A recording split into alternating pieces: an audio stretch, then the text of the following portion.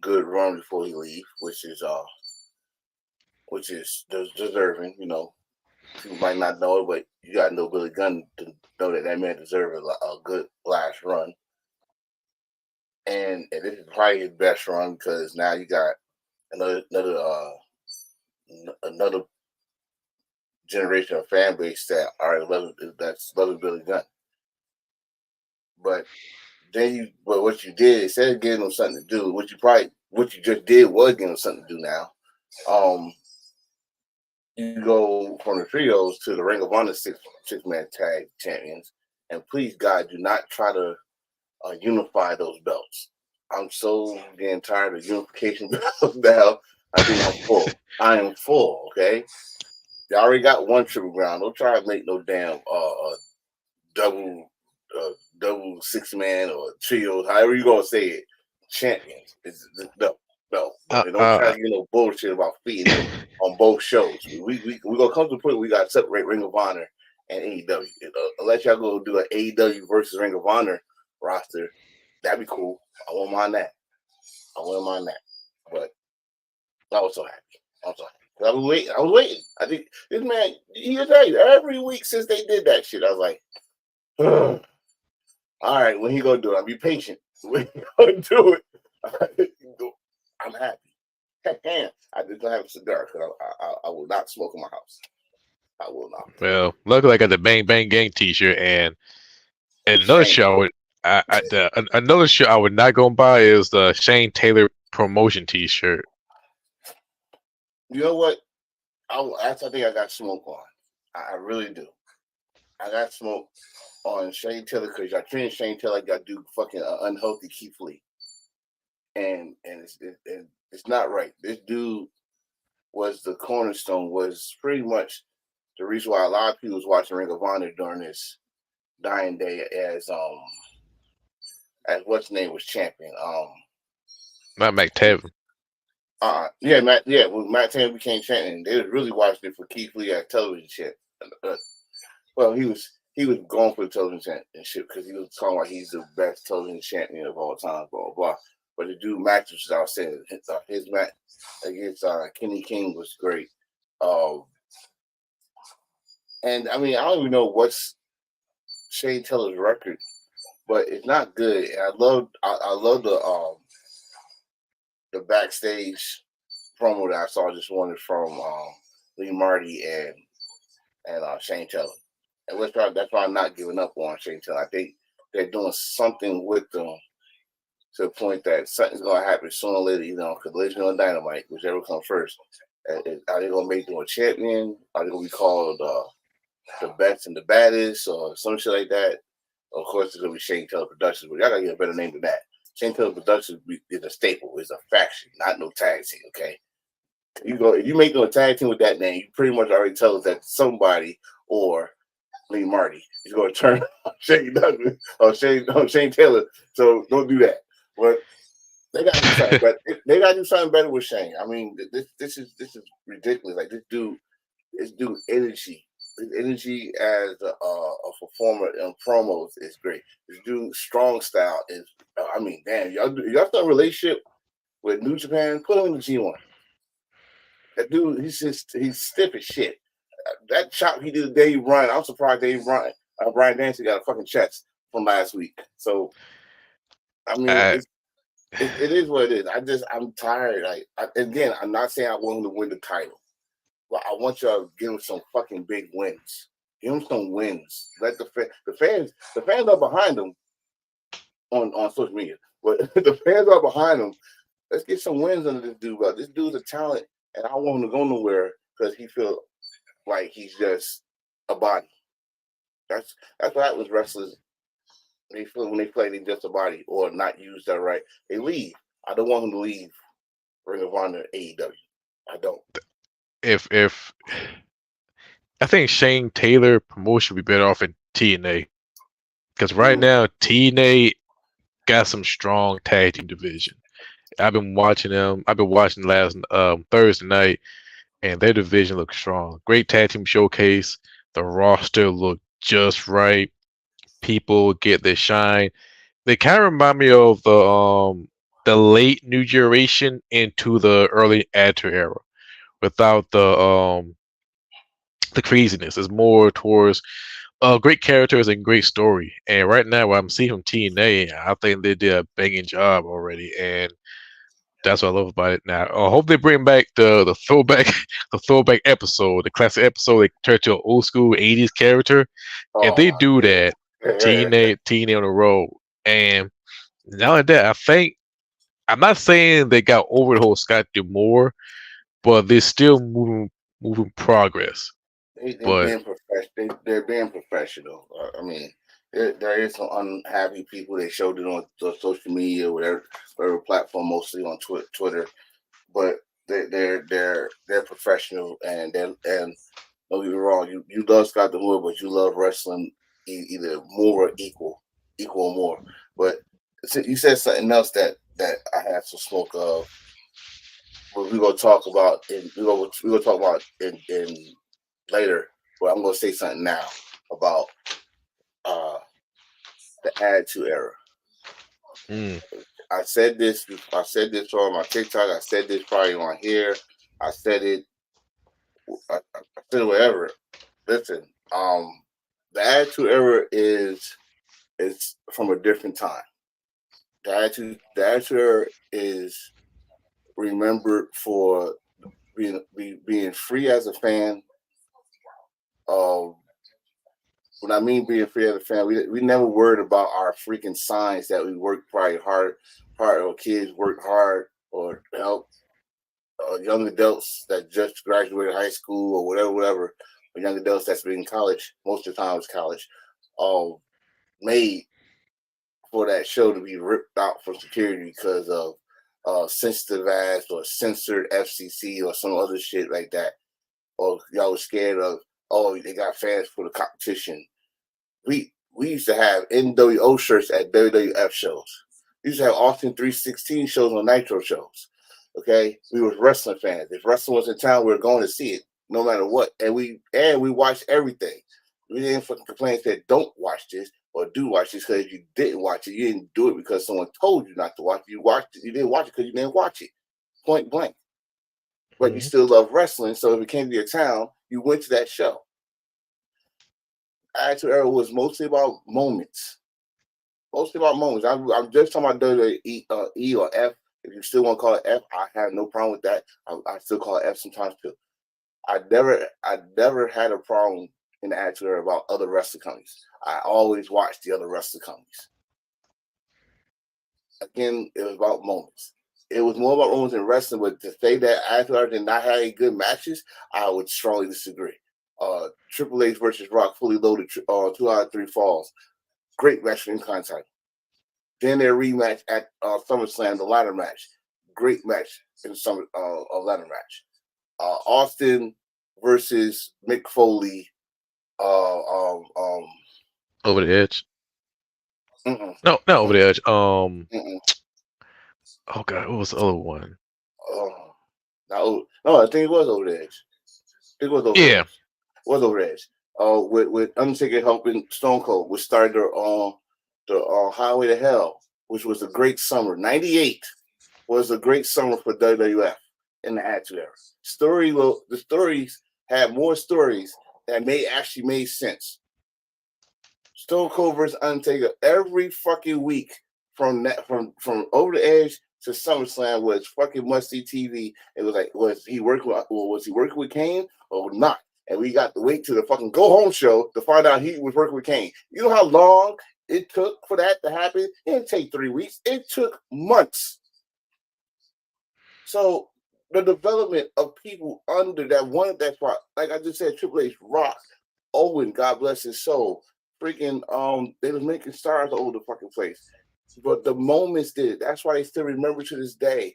Yeah, some of them couldn't wrestle for shit, but they had one of the best moments. Y'all keep on talking about fucking man. Mark Henry was made in the fucking damn in the Attitude Era. This man right here next to me keep on talking about it. He touched the man's penis. His mom was watching. It was one of the funniest shit ever. Mae Young had a hand. Okay, we know it was not real. Whoever said the Attitude Era was real, okay, now I don't know what drugs you was on. There's nothing. Now you There's got some people. nothing real. You got some people say it's still real to me. Damn it! You got Right, people right. out there. But the people that say that was watching the old school NWA and thought that that was real because there's no athletic looking motherfuckers except for probably one or two like Les Luger, Tony Atlas, all that shit. So it's real to them. But you WWF motherfuckers, y'all know that shit was fucking the golden age, the new generation with the cartoon characters, and they had to go hardcore. And Attitude was like was mostly ECW, and you know a little bit ECW in the mainstream. So be it. I will not sit for anybody to say that the Attitude Era was terrible when the Attitude Era saved Vince McMahon's ass. I will not sit here. You cannot say something that saved the company, that was trend setting, that was pop culture, was terrible when it was a different time. These times between 94 and 99 was Crash TV. Everything you watch was fucking Crash TV. Jerry Springer, Crash TV. Fucking MTV turned from music to fucking reality shows. Crash TV. Cause why? Cause we got so intent of a bitch smacking another bitch or a dude talking this and that and wanting him to get his ass whooped. Guess what today is? We watching so many fucking reality shows. That was our TV back in the day. Now Actually, that's you pretty much call it childhood. well, childhood, teenage years, it was in that circuit. And I think what I'm saying is this: now that we got this, our platform, social media, where we talk. Because trust me, back then we still had fucking mom groups that was mad at WWF, ECW. Oh, they treated women groups. Oh, they treated women like animals and all this stuff. They had that shit, but you know what? The fans still win. Now some of the fan base is those fucking groups in some type of light that gets pissed off and all this shit. And then when I say the Attitude Era will not work today, look at the roster now. The Rock says a curse word, and there's some wrestlers that don't like it, and we will get we go more into that. we gonna say that because Yeah, we're right gonna now get more into that. it's about that time. Let's go. So monkeys, roll the beat. For you monkeys, start now. Yeah, no bang banging.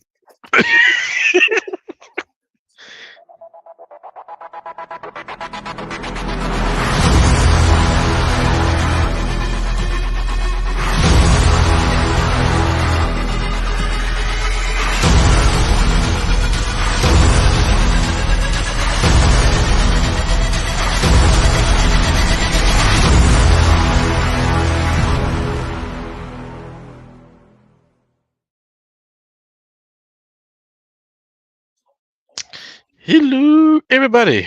I'm your boy Hill Finley, the first Irish Carolina Intercontinental Champion. That's a lot. That's a tongue twister. I am this week only because the only thing that made me go thanks to this man gave me an idea. I am Enforcer A. Smith because I would have put that on my other thing, but no, I'm still Mr. Attention Getter. But Enforcer A. Smith because my joy. I've been patient and it happened. No more bang bang scissor gang. No more. No more of that. No more of that. Damn it, Jay White deserves better. And hopefully he gets it. Congratulations, Bulls Club Gold.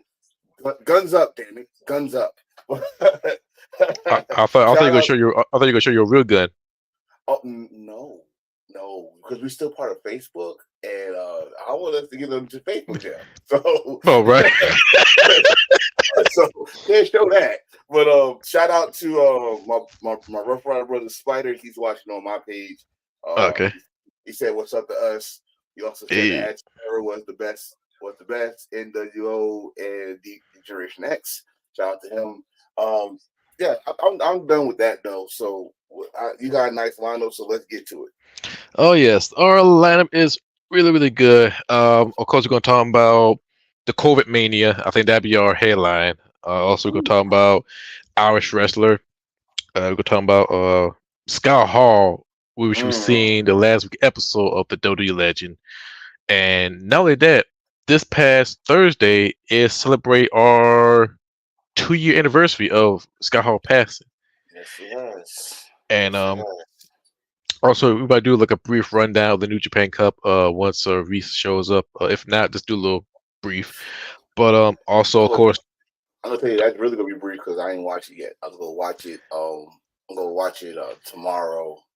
So I'm gonna watch the past 2 days and tomorrow morning. So I get ready for the finals on the 20th. Right, the yeah, finals on the 20th. Yeah, so yeah, it is the 20th. yeah, so I'll try to watch all that at one time. Oh, well, one time because I got a long day tomorrow. So, uh, he Yeah. want me to make this public. This what you can do. I'll send you the YouTube page on here. Y'all can watch this on YouTube because Okay. this is under his account, not mine. So, this is on my page because I'm sharing it on my page. Yes. So I see the link to the YouTube page. but Yes. but yeah, I mean, yeah, I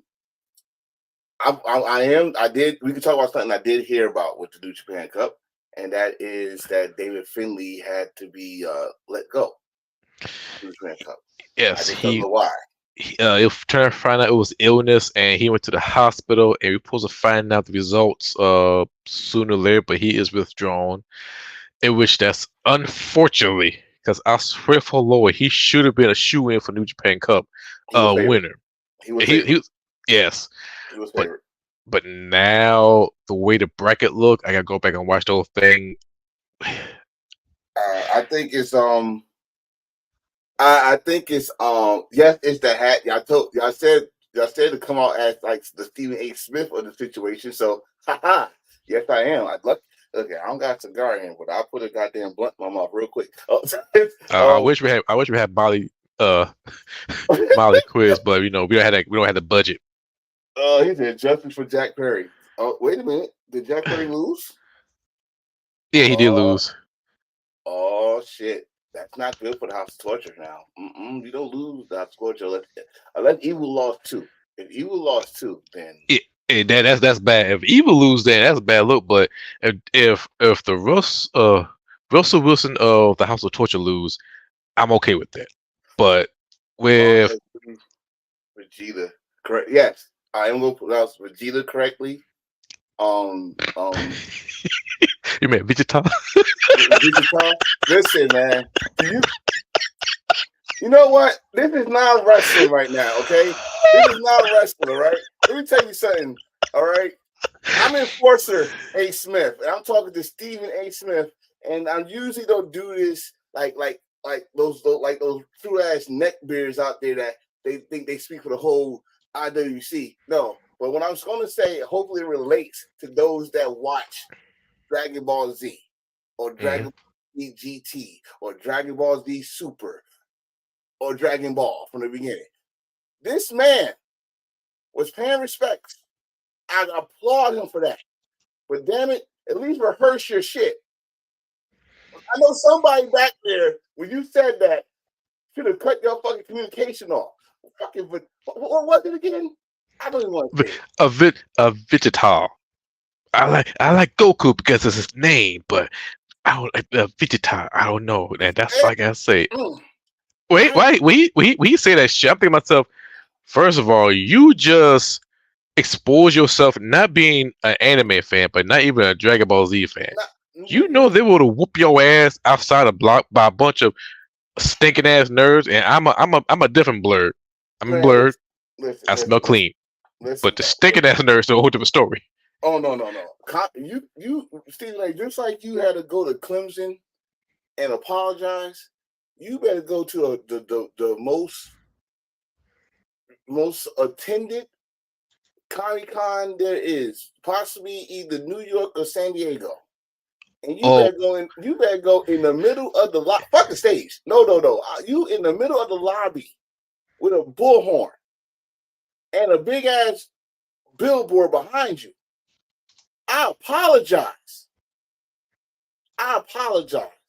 For misspoke, sincere shit that you were trying to. Like I said, I give you A for effort because a lot of people wouldn't do that, but you don't.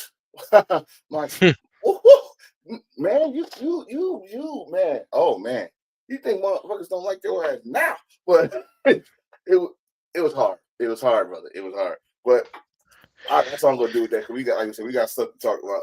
What's up, Yes, John? John's on here, and Derek, you should know where to come because you don't come to mine. You come to his because we can see the comments. yes, Y'all go to his page. We can bring the comments on to the show. If you're on my site, I put the YouTube page on there. But if you want to if you want to stay on Facebook and put the comments on, it's Hill Carmichael. Hill Carmichael. You'll see it. He probably shared it already. So, but this is on my page. yeah, because it's on his page. Okay.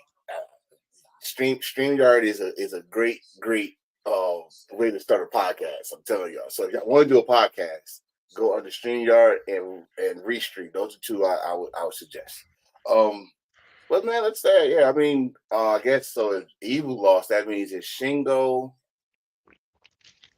and if Jack Perry lost, that's Sonata. So Shingo Sonata's in, which I think that might be the match right there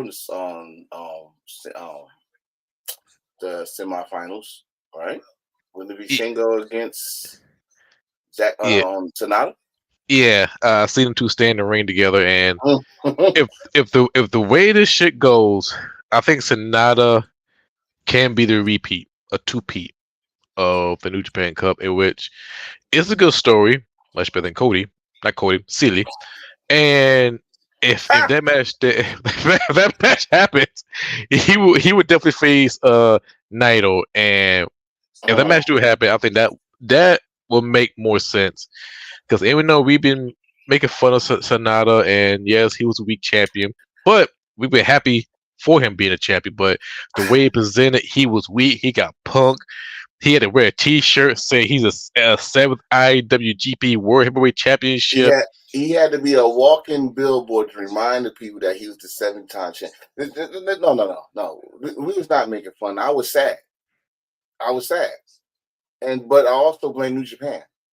You waited too long to pull the trigger on Sonata. When he was cold skull, when he was hot, you got to pull the trigger on him. I understand there was a lot of star power though. It was a lot of star power around still, and like Kenny and them are still there. Then you had Okada. There you go. There go Derek. There go I Derek. got a feeling John Moxley will be a new I IWGP would love. World Champion I would love to see Moxley win the IWGP World Championship if he come back to Japan for a good 6-month tour and be champion for at least 4 of those months. Forbidden Door. It should happen. It should happen. I give you that. But Sonata to me, I think it needs some new blood, and I think Yuji is favorite he's my favorite if he's still in because he was facing Renarita, and Renarita I know he won the House of Torture with him, but who won? I know you know who won. Uh, so now that we'll finish this story before Cody Rhodes. Listen, Yeah, listen. And John, thank you for coming on YouTube. Please, y'all on YouTube, please like the podcast so we probably can help get some numbers on there. Yes, Sonata. You know what? That's our thing now. I think as wrestling fans, you're not just finished the story, Cody. It's other people that finish the story, and they gonna finish before you, my friend. And we're gonna talk about this. You want to say that at the semi-main event? Our main event is COVID Mania. So COVID Media. After this, we're gonna talk about the Cody, the Rock, the whole WrestleMania, yeah. and now that we go sandwich with the people complain that this must be the most boring Mania ever because they have no stipulation. And I try to think which Mania don't have no stipulation, unless what WrestleMania one. No type of stipulations on it. No, A WrestleMania that had no type of stipulation. What the triple threat count as a stipulation? it was a regular match, like fatal I mean, four way. it's no disqualification. Yeah, matter of fact, a ladder match that is a stipulation. Yeah, that's stipulation. But So that's what I would think for that's for the tag team titles, right? yeah, for Yeah. the So undisputed tag titles. he said the forgotten mania was they had no stipulations. But I think I count those cinema matches as stipulations. I don't know. I don't know. It's a lot. It's a some people just say it's a cinematic match. Some people say it's a cinematic stipulation match. But anything goes in those stipulation matches. Yeah, if you see title say anything match, that's a stipulation match. If you see Yeah, nothing, it's a regular match. So right, I don't know right. what the fans complain about, but but What they complain about is, and now what they the Forgot Mania. Where no, it's WrestleMania 20, one of the no best Mania ever. 20 20 had won the hair versus title match. Yeah, with Molly Holly Ivory against Victoria. That's a Ivory good. Ivory went bald. Not, yeah, Ivory went No, bald. Molly Holly. Yeah, Molly Holly went bald. So that's one. Let's see, The cruiserweight. pack cruiserweight pack match. I think that was one. Well, other than that, you called the Forgotten Mania. I called the underrated Mania. It was a good fucking WrestleMania. No, I can't call it underrated. No, WrestleMania is a classic mania. Yes, we know about the binge watch shit, but if you want to talk about underrated, WrestleMania 15. WrestleMania 15 is very It's on the list. How about that? We got a list of underrated WrestleManias. It's more than one. It's more than one because 15 was good. 15 was 15. good. 2000 was all over the place. That shit had stipulation at the stipulation at the like. God damn, almost every match. WrestleMania 2000. You know what? WrestleMania 2000. That was a Dude, I call it a fun mania. It they was a had a fun mania. 15-man battle royal for the hardcore title, and it had like over 30 freaking winners of that match. And I was like, God damn. At least everybody wins. That's the most important part. Everybody wins. Yes. Oh, Tatsu, 6-time hardcore champion in one night. That's who when can say that belt was fun. Okay, that belt it? was fun. Who can say that? And let's not forget Ice T and Godfather in WrestleMania. For those that watch the network, you ain't gonna know what we're talking about. For those that watch WrestleMania 2000, you know what we're talking about. We saw a lot of hoes come down that road. Yes, and Pippin ain't easy. We Pimping know. wasn't easy at all. But when you had D'Lo Brown who do this all the time, but now he dressed like a pimp, put that together with a pimp outfit, bro, he's cursing out the fuck out of hoe. Where my money, bitch? You know, I mean, Oh my God. but Shit. so I guess we're gonna talk about now. Since Yeah. everybody say about the WrestleMania, it is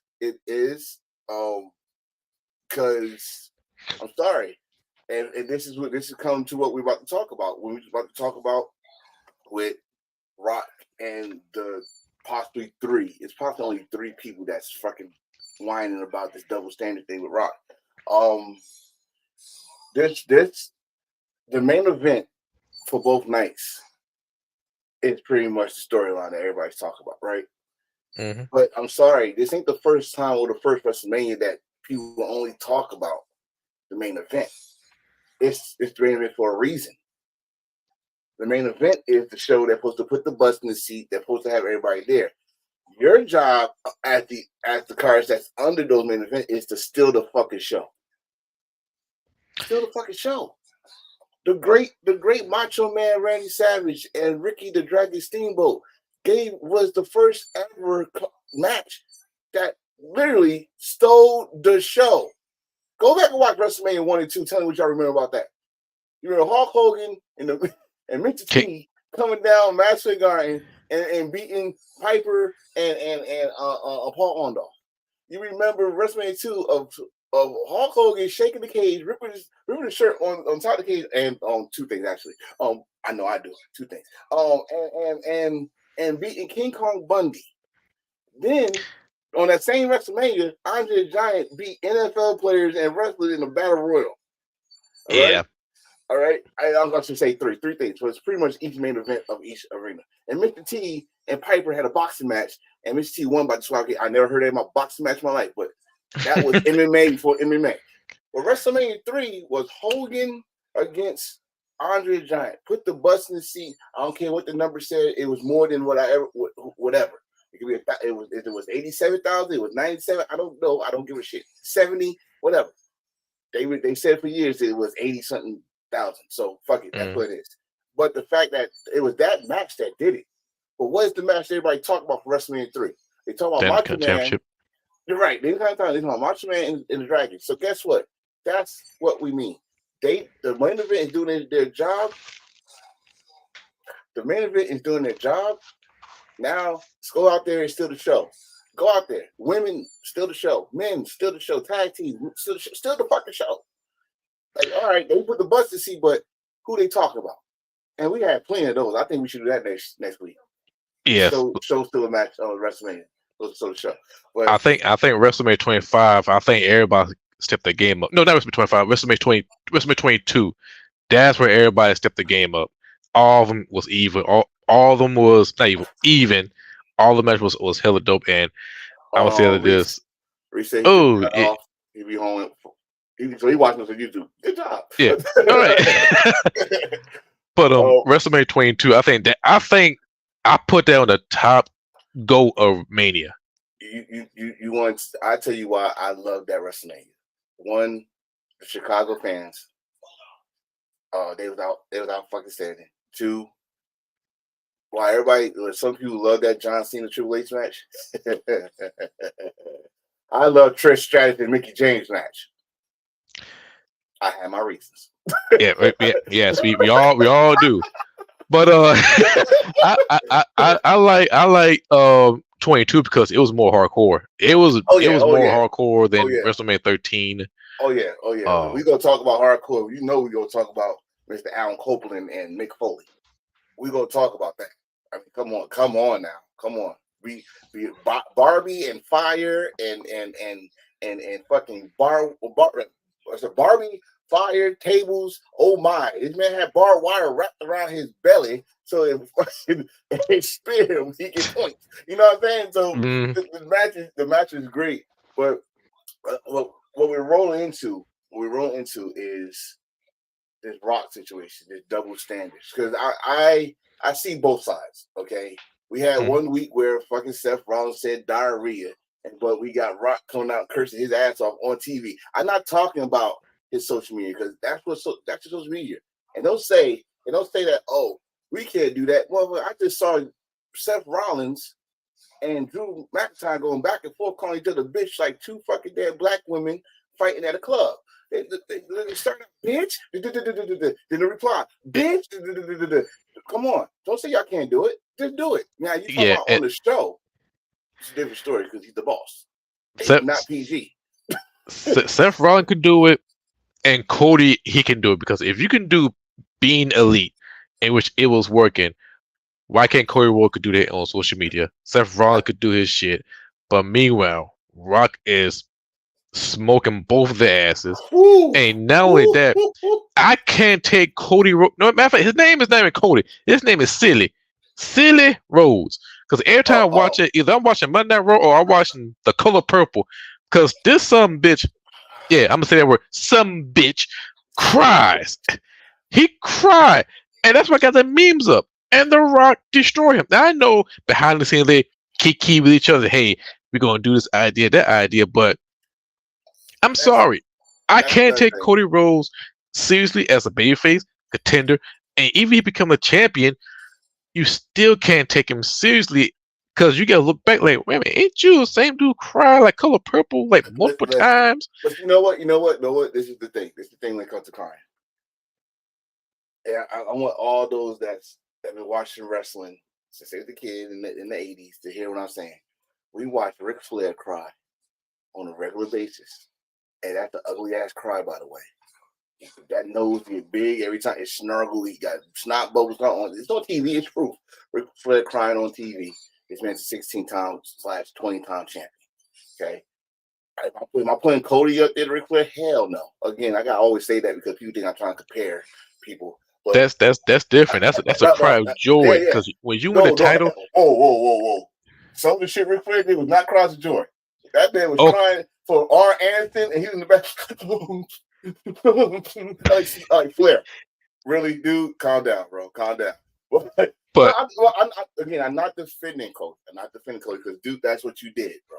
It's not like Rock is making this shit up. That's what you did. You had us talking positive about you for a weekend. Even though compared to Rock smack, it was weak, but you smacked the Rock. And that's the last thing we saw on SmackDown because it went like Halloween Havoc when Cable said, you're not passing. You smacked and went off. You had the people talking on your side, including those that was not Cody Rhodes or Corey Kate or Crybabies. They was talking positive, like, all right, this is getting interesting. And what do? You get to sit down with Michael Cole in front of the live audience, and you did what you went to acting school for, drama. You cried on cue. I'll tell you, Cody know how to cry on cue. He need to teach people that shit. Him and Big Show know how to cry on cue. I don't know if they sniffing onions and holding that shit till they but he could cry on cue. But you did not do nothing. Now you put me right back to fuck your story. Yes, I made a hoodie too. Fuck your story. Because I was like, okay, now we're getting somewhere. Now we're getting two generation stars. Two generation stars. Where everybody forget Rock is a third generation wrestler. He knows his business and it's working.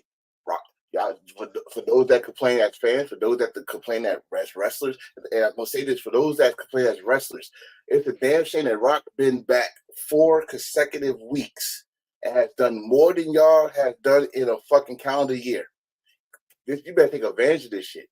He got people talking about WWE wrestling. I must separate what people are talking about with WWE now. They're talking about WWE as a cool thing, not really complaining that much. Like, they're still complaining, but not complaining as much. And there are some wrestlers that's taking advantage of it. Gunther, of course, taking advantage of it. Drew McIntyre, definitely taking advantage of it. Dare I say this? Chad Gable is taking advantage of it. Even though he didn't win, we still got 20 days left? 20 some odd days left to WrestleMania? You don't think they're going to try to find a way to squeeze? I guarantee you this. They do the contract signing this weekend. I see a Shawn Michaels incident. Remember how Shawn Michaels got into the match? Yeah, give me that shit. I see Chad Gable do that shit because to me, and I agree with a lot of people, Chad Gable should have won that match. Not saying. You had your moment last year. This was a good moment for Chad. Chad works his ass off, including from last year WrestleMania all the way down to Friday now. I say this has been the most. Don't poo yet. No poo yet. Put poo down. Poo down. Not poo yet. Not poo. Where's my tissue? But Chad, I'm not listen. I love Sammy. I want Sammy to succeed because Sammy is a good fucking worker. But so is Chad Gable. Chad Gable is a good fucking worker. We know that, but here's the thing. This why I hate funky ass fans. I ain't called fickle, funky, because let's look back at the fickle ones that say we want this person. We want this. I haven't seen a hashtag we want Chad yet. So yeah. Oh, they wrong for that. This we gotta look back. We gotta look back. Damn, last year I think. What last year? This year? Last year. When Kevin Owens and Sami Zayn became the undisputed tag team champions. Yeah. After they become the tag team champions, we were happy, we were cool. But as it moved forward, you could feel it start slowly cooling off, and I could tell by the fans. And once they dropped the tag team titles, Kevin Owens, his momentum was still going, and Sami Zayn was like a little bit shaky. And then we fast forward to the Royal Rumble. Kevin Owens, he tried to become the United States champion, which I don't know why he's bigger than that. Sami Zayn comes back to the Royal Rumble. Look at this. Oh. You know why? You know why I think Kevin Owens got the mindset of a wrestler. This is why I want people to understand. Like I think, and I give great credit to people when I hear this from other people. I make sure they know I got it from them. I think Josh said on one of the Wolfpack episodes, everybody can't be champion, the champion. But if you're a good worker, you more worried about the performance. Wins and losses don't matter. Kevin Owens is one of those guys. He's one of those guys that he want to have a good match. Win or loss, he wants you to talk about his match. Sami Zayn's the same person. AJ Styles the same person. Bryan Danielson. What that is Ring of Honor. It's in their blood. They only worry about the performance. If they get rewarded, fine. They earned it. But it's all about the performance for them. So that's why I remember that WrestleMania where after AJ versus Shane McMahon, and then he instead of going for the title that he beating up Shane for a while, he never got a rematch. He went straight to the United States title.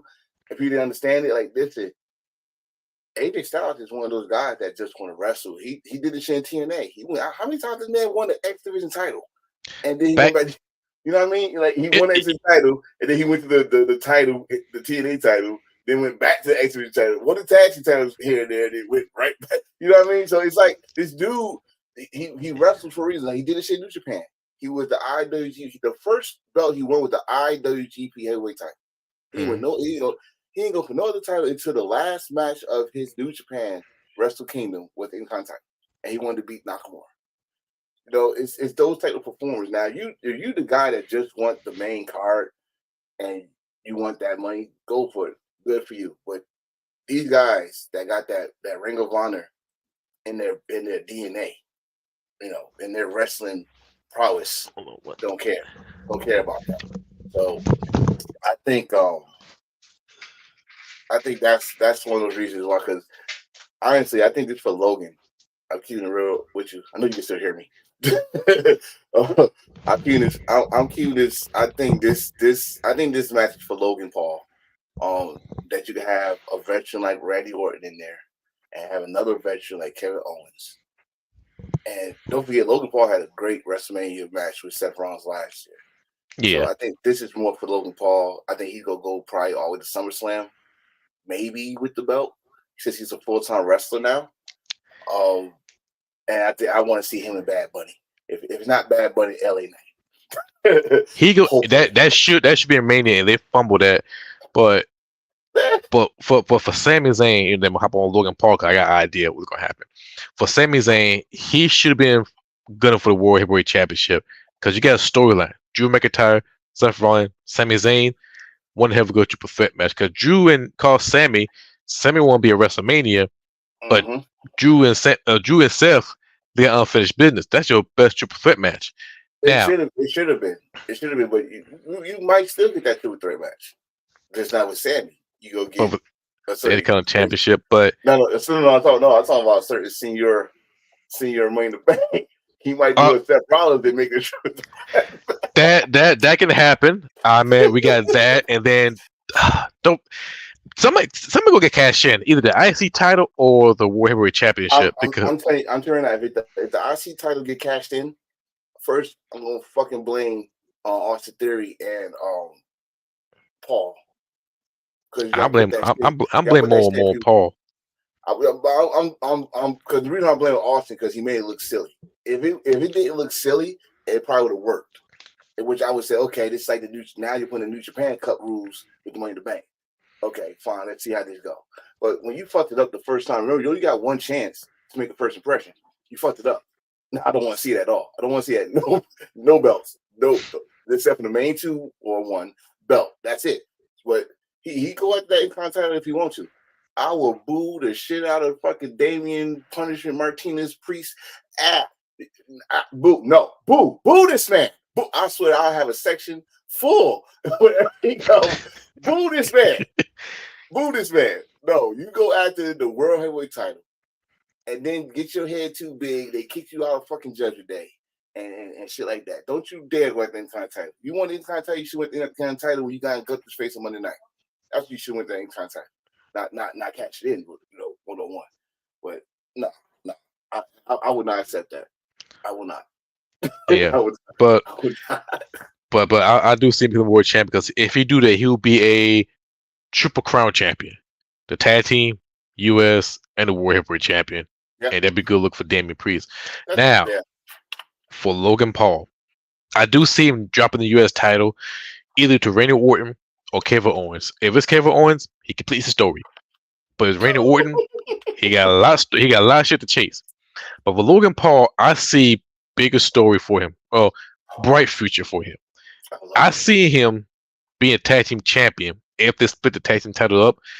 With Him, who? KSI.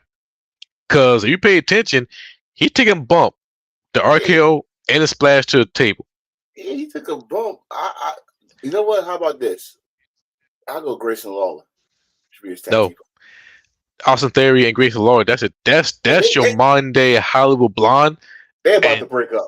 They about to I, break up. WWE Logic, I'm seeing it. Because Grayson always talking that shit to Austin. You see Austin like a damn dumb gym head, like, huh? Huh? He don't catch it till next week and shit. I'm seeing it. I'm like, oh, y'all about to break up something good.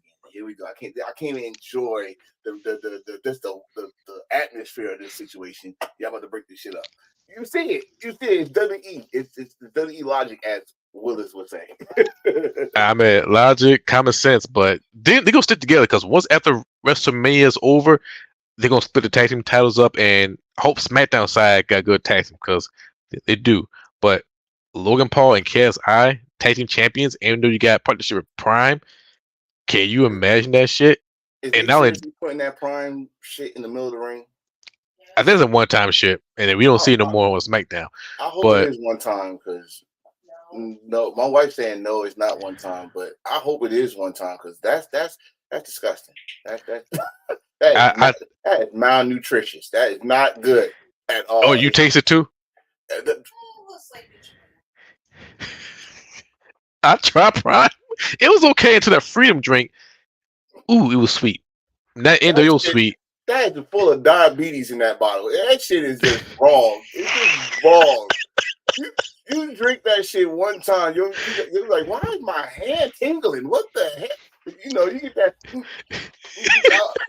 got the You hat might. on.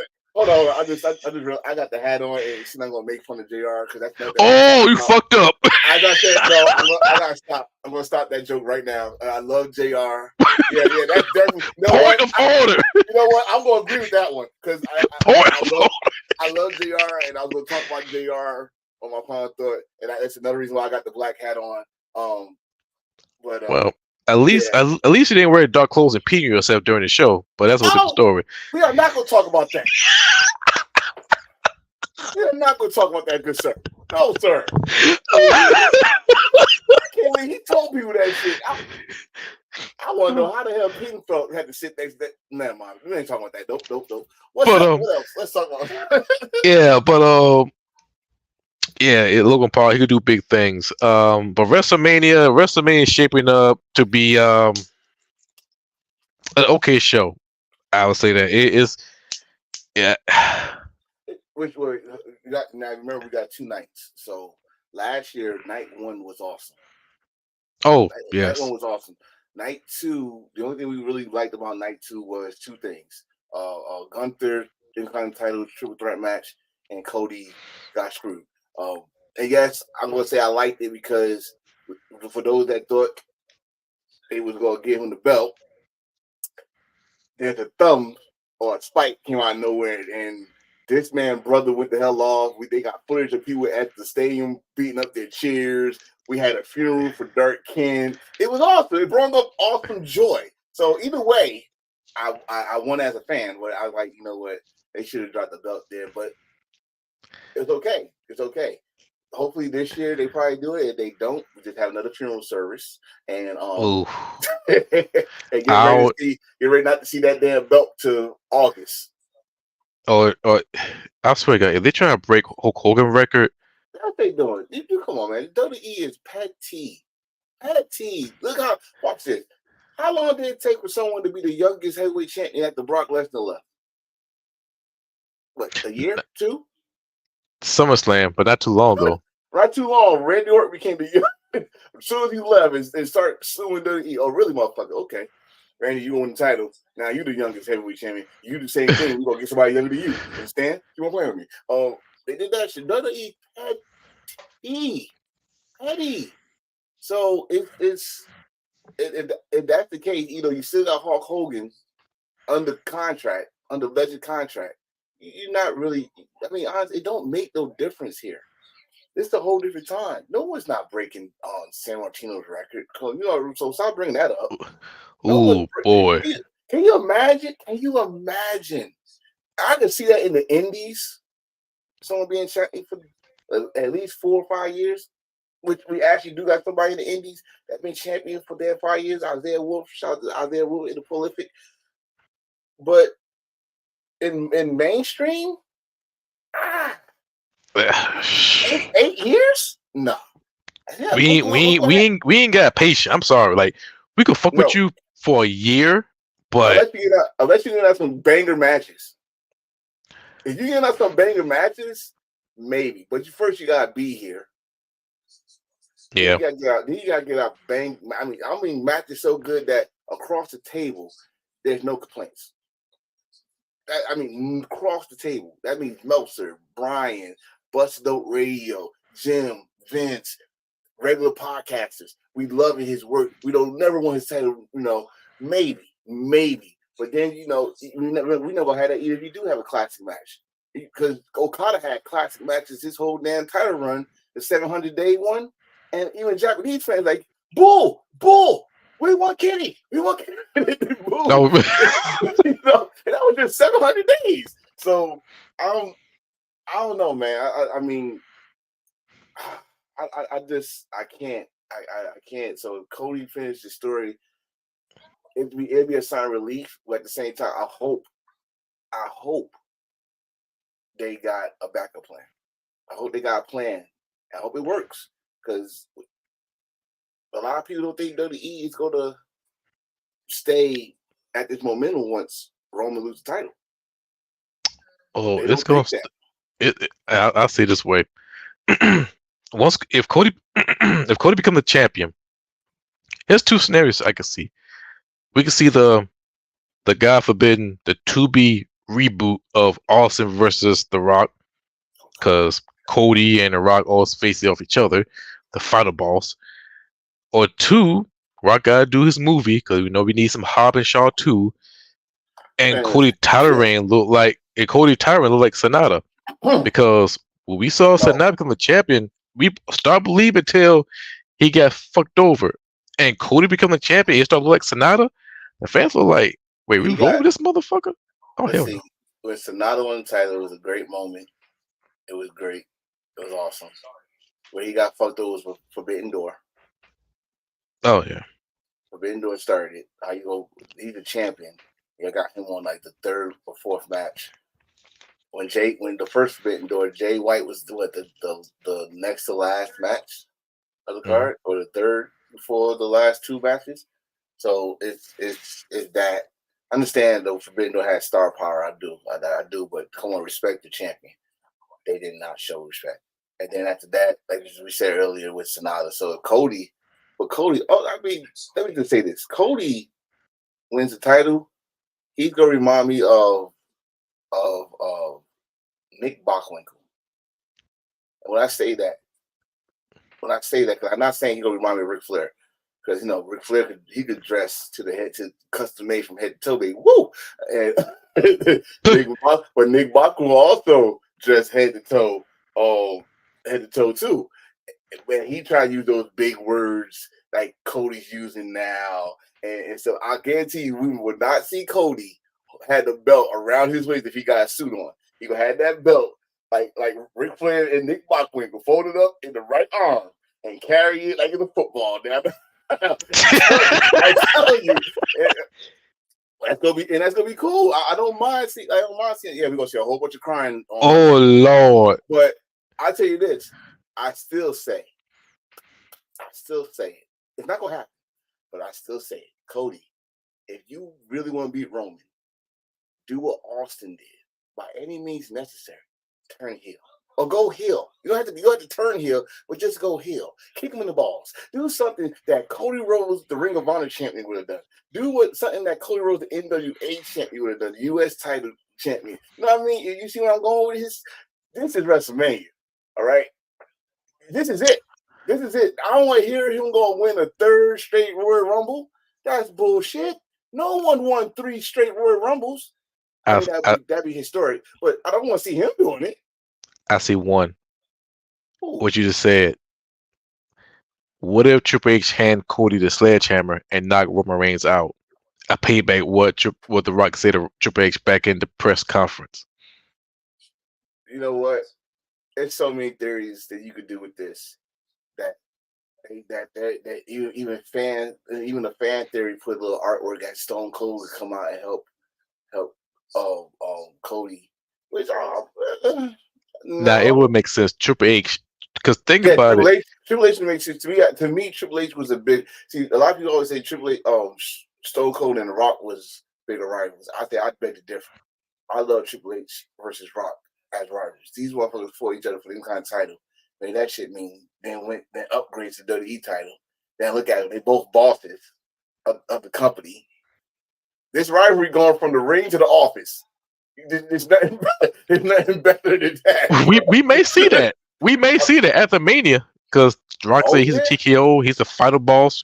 Triple H, he gonna find a way because we ain't see Triple yeah. H since after the press conference. I know somebody gonna say he can't wrestle because his heart condition.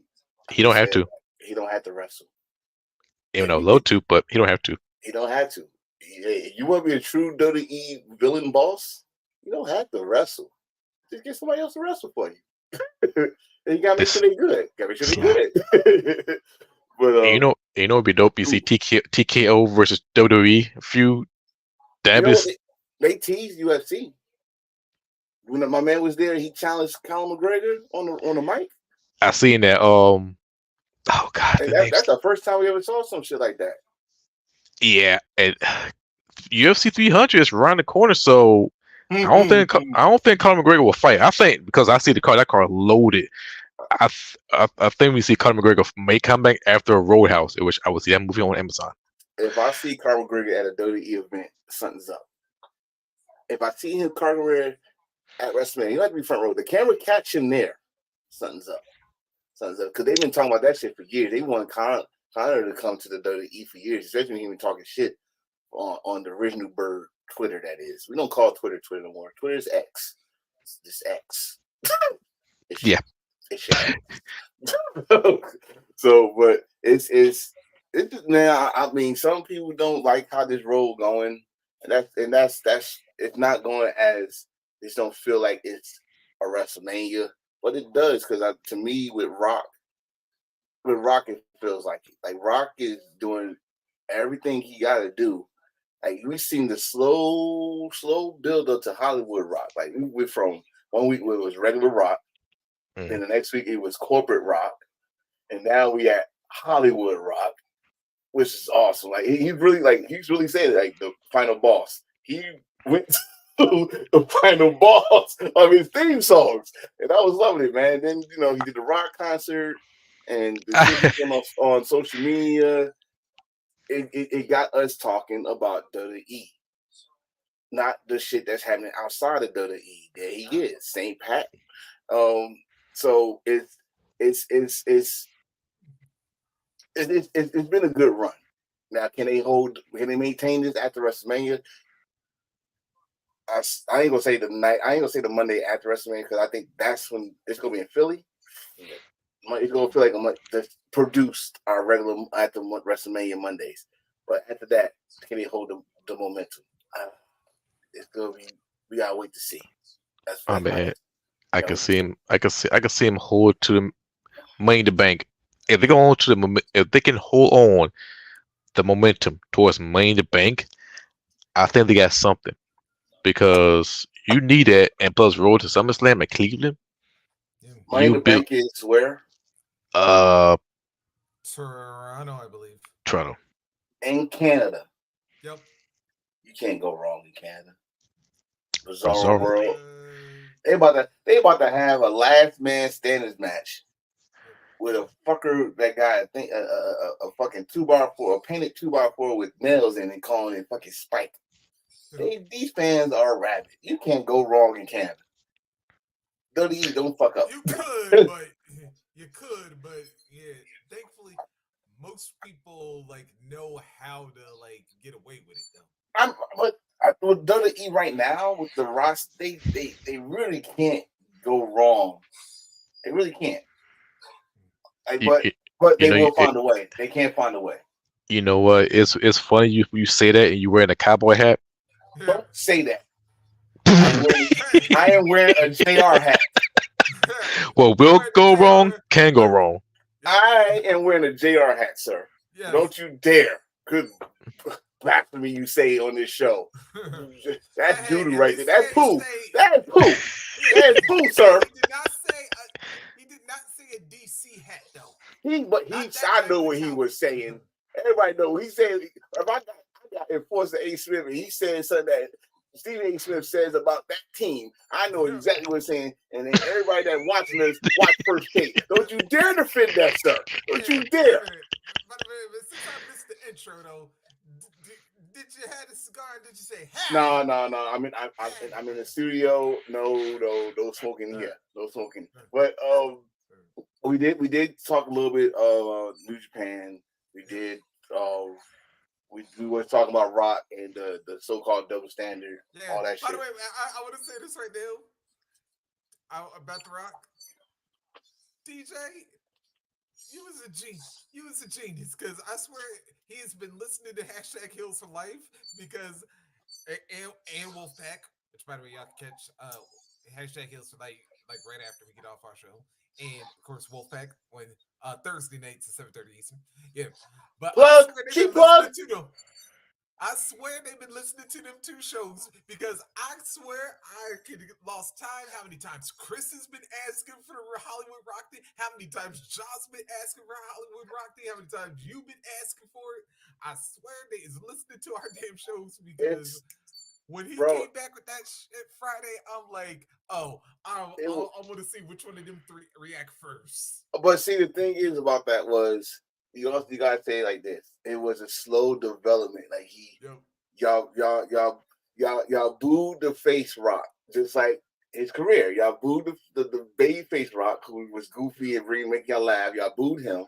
So y'all remember, even y'all had a sign that said "Die Rocky Die," brought him back Mhm. memories. Then he became the People's Champ Rock. Then he became Corporate Rock, and then we seen Hollywood Rock. I just love how it just came. How it broke down with dun dun dun. I was like, yo, I couldn't say Well, yo because I was doing my other podcast, so I couldn't say yo. But everybody saw my eyes when I saw that shit. So it was fucking crazy. but But wait, point of order. One thing I boom. forgot to say. Well, if you notice, the SmackDown was blacking out because someone showed their boobies in front of Rock. They But did. the that problem, ain't the first time that but the happened. problem is, The problem is SmackDown keep on no Fox keep on blacking it out. Yep. There's no problem with it. I just don't like how Fox doing it because I want to see some boobies. let's see. The problem with that is Especially live it's live and it's on broadcast TV. network television, which I, is I And not don't to I don't mention, give a damn. this this is this. like kind of after the 20th anniversary when Janet, and which by the way, I'm still mad Oh I missed god, that damn incident live. But Super Bowl titties. I want oh to see yeah, SmackDown titties. And you know yeah, what's but funny? You know what's funny about titties? Nobody showed their titties in front of Seth Rollins. Nobody showed their titties in front of Cody. That says something. If you I show was titties in front of the Rock, you're doing something right. Hell, they ain't show no. They have not shown no titties from Moraine, and you people acknowledge him. They let, acknowledge with let, them let, titties. let me tell you wait a something. minute, that one may not be true because I'm about to say, let me tell you something about that. I don't think that's true because Roman, yeah, because Roman saw his share. well, Okay. well, you remember that one video? I think it's on TikTok. Yeah, you remember? There's that one woman who got on two hands with Roman, and Yeah, and she Yeah, almost got her ass he whooped. was the big dog. Yeah, yeah, she almost got her ass whooped because his wife was in the front row. So be Oh careful, yeah. ladies. Be oh, careful, ladies. But the thing is, like you just said, The Rock. This is why I said the Attitude Era in today's world would never fly. Would never fly. It won't fly today because everybody's so sensitive. And you got these platforms where everybody's tough behind and want to have certain groups and petitions and stuff. And the worst thing that WWE ever did was go public. That's the worst thing they ever did because they didn't go public. They wouldn't give a damn about what y'all had to say. They'd do what they want to do, as long as it's making money. So, Uncle Jack, Uncle Yo, what's Jack, up? From behind the scenes. Shout out to them. They all talk about some great anime, comics, video games, anything in Blur related. Shout out to them. So nice, thank you. nice. So we got Thirsty Jack and Uncle Jack. All the Jacks is here. yeah, All right, all right, yeah. all But right. you know, though, Um, I do also gotta touch one thing though. Since y'all talked about it earlier, the whole Chad is the same thing. And you know what? I didn't think about it. And you know what? I thought about that when I saw they were doing the contract sign, and I was like, I was thinking the same thing. But here's why I have the whole problem and why I didn't have a problem with Chad not winning.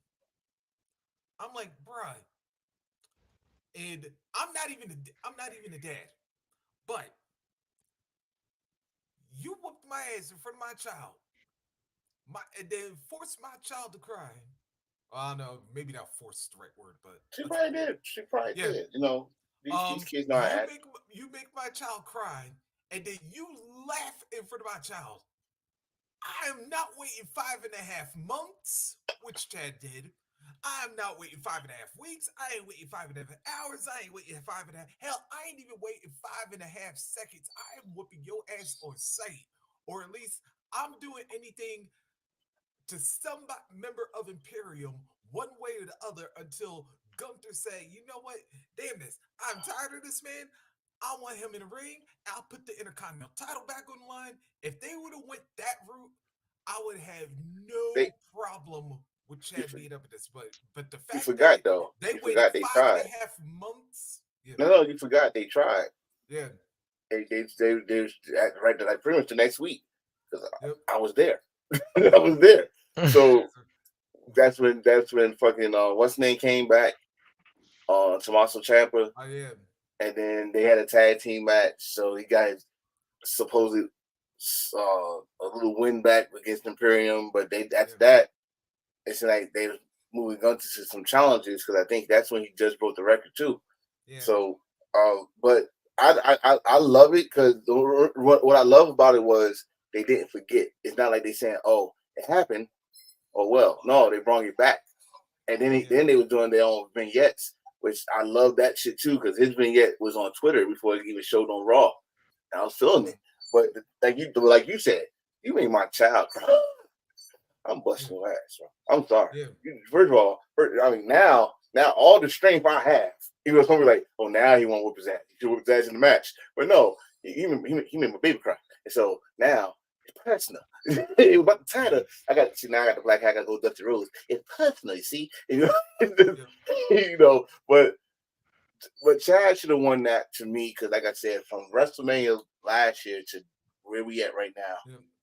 that dude been solid. Yep. I don't know why they did. I don't understand. They always call him tag teams, and he's a great tag team specialist. But that dude, hell, if I got anything, he should have been Kurt Angle's son, not fucking Jason Jordan. I You mean, know what? honestly, They sh- he should have been the new Kurt Angle. He already doing an ankle lock and doing a let, moonsault like going on. Yep. He's let me tell you. Already Let me tell doing you. the roller Germans. Yeah. right. He Oh yes, like but that let me. German. Kurt never did that German. He never took you and rolled you, and then he never No, did no, that. no, he did not. He started doing it because of all the times when CB used to do it to him. No. I'm talking about the ones from the turnbuckle, and then you Oh, go back and oh yeah. Kurt All never, right, Kurt, yeah. Kurt never did that. All right. And That I may mean be the that's one thing he did. yeah, the one thing that Kurt never did. But I mean he should have been Kurt's son. I'm still gonna say it to this day. Don't get me wrong. I did say Jordan. I did say Jason Jordan when he was in NXT. Like, damn, he looked like a chocolate Kurt Angle. But I mean, damn, I didn't think that he was gonna take it like that. Like, yeah, he's so, like, what the fuck? What did he But fucking fuck Charmel without us knowing? but but you know what's fun? But you know what's funny? While I was in not with NXT. Well, I was in a Township Notorium when NXT come through. When American Alpha was a tag team champion, NXT tag team champions. And I sit back, I watch them too. I'm thinking like, these two guys can be a WWE champion. Like both of these guys. Jason Jordan can talk and he can wrestle. Chad Gable at the time, he could talk and he could wrestle. And if you put them in a single competition and be like the Red Dragons, both of these guys could have been, should have been a Grand Slam champion. Jason Jordan be a long list of black champions. Chad Gable, another technical champion. And these two guys could have been World Heavyweight Champion or WWE champion. But with Chad Gable, he should have been a he WWE should have champion a long time ago. he should have been Or Intercontinental at least champion a some long time singles ago. champion. He should have been Intercontinental. I would have loved it if he was U.S. champion. Now let's remember, it was a time when the U.S. title was a hot commodity. Yep. It was a time when, for this not this long ago, like last year, U.S. title was a hot commodity. It was fucking the talk, like it's back. Remember they was doing vignettes of the history of the United States Yep. title and Intercontinental title. It was a Yeah, hot especially commodity. like when Lashley held it. Yeah, I would have, man, I would have loved if fucking Chad would have beat Lashley. I know he was like, oh, he's saying into a black man. Well, listen, you talking about two amateur wrestlers, Greek style wrestlers. Yeah. Oh yeah, y'all forgot Bobby Lashley's one of those. Yeah, Bobby Lashley is a fucking amateur wrestler. He can wrestle and have him. That's just like saying that. That's like when Kurt Angle versus Brock. You had Olympic gold medalist against the national champion. You got Bobby Lashley is a military champion. Chad, he made it to the Olympics. He didn't perform in the Olympics, but he made it. That pretty much. I love that type of match. That could have been something. It could have been something special, but I want to keep on going with Chad Gable. I'll see what happens tomorrow night. I got that feeling he's going to come and sign his name on that contract. Yep. The Shawn Michaels of. Oh yeah. You got to recycle shit. Funny? And you know what's funny? And I actually just mentioned this a couple minutes ago. It's funny how shit always happens on anniversaries. Yeah, because this would literally be the 20th anniversary of that contract signing. So. Ah, shit. It is. Yeah, because WrestleMania 20, actually, that would be. Yeah, this past Thursday, I believe, was the 20th anniversary. That's right. WrestleMania was in the middle of March. Yep. Damn. That's the name of the middle of March. I was gonna say one thing, and I mean, I know we got, like I said, we got some more shit to talk about. About when I said shit get recycled. So a picture came up. I don't got it on here, but a picture came up of the Heart Foundation. Yep. And I looked at that. What you're talking about. I looked at that shit for a minute, and I said, "Holy shit, that's the Undisputed Kingdom 20 years ago." And now I'm gonna say this because he got a little hot under the water. My little tall brother, Dark Kent, but then I had to, tell him why I said that, because he thought I was trying to say Adam Cole or them was like those guys. No, but the picture remind me of them because Adam Cole is in the wheelchair, like Brett was. The leader of the group. Yeah. Right. Then you had the Muscle Meat, which was the Annabelle, that'd be Warlow. The tag team of British Bulldog and Owen would be the Kingdom of Taven and Bennett. Yeah. Right. And then you have the Wild Man of Brian Pillman. I call Roger Strong the Wild Man because that dude always screaming out somebody's fucking name. It's crazy. Everybody now. He does it to everybody. Kyle! I'm like, what the fuck? He's Shut up. He's right there. And you can see all the kids are like, oh, damn, stop. All right, cool, still. And he's the international. I don't think Brian ever won any WWE title. He did win Marlena. I mean, that might be a title. Oh God. I didn't know they dated before. So, But that's what I meant, and that's what I meant by that picture. And because it reminded me, like, yo, this is what I mean by wrestling. Everything's recycled. It's just a twist to it now. Like, that's a twist. It's on AEW, it's now on WWE. It's for different reasons. The Heart Foundation was not trying to take over WWE. It was just saying Canada's better than America. Point blank. I compare Adam Cole to Jack Victory in ECW when he was in a wheelchair. Jack Victory. Wow. I mean, Jack Victory was like 3 Adam Coles in one body. Yeah. Except for the head. I think Adam Cole's head weighed more than. Never mind. Yeah, but he was in a wheelchair though, but he was funny. Jack ever rocked long hair too. So. Yeah, he did. Rat tail. Yeah, he had the part. He had business up front, part in the back. That's right. That's right, people. That's right, my Caucasian people. I know your lingo. Yes, I do. I know your lingo. Jack had that in New Zealand militia. Oh yes. And all that. Yes. He was a flag bearer for them once. Yeah. Man. Oh, so what we're talking about now? Irish. Since I brought up anniversaries, man, this one's going to be real hard to talk about because. Oh, we're gonna talk about that now. Yeah, because I had to say, like, he got it. I didn't bring mine up. I didn't bring mine upstairs, but he got it. Yeah. When I watched that Scott Hall thing, I swore, like, literally as it ended, And when they talked about it, it's passed away. That's when it struck me. I was like, "Holy shit! I forgot that he passed Well, around this time." I And mean, I think that's what the WWE aired it. They aired it. yeah, They aired it there, and then yeah, everybody got their Facebook memory. yeah, I got the memory when I did the design for them. Then I wore my mm, Wolfpack, red and black Wolfpack NWO shirt, and then the Wolfpack shirt and mm. the NWO title that I But got him on it.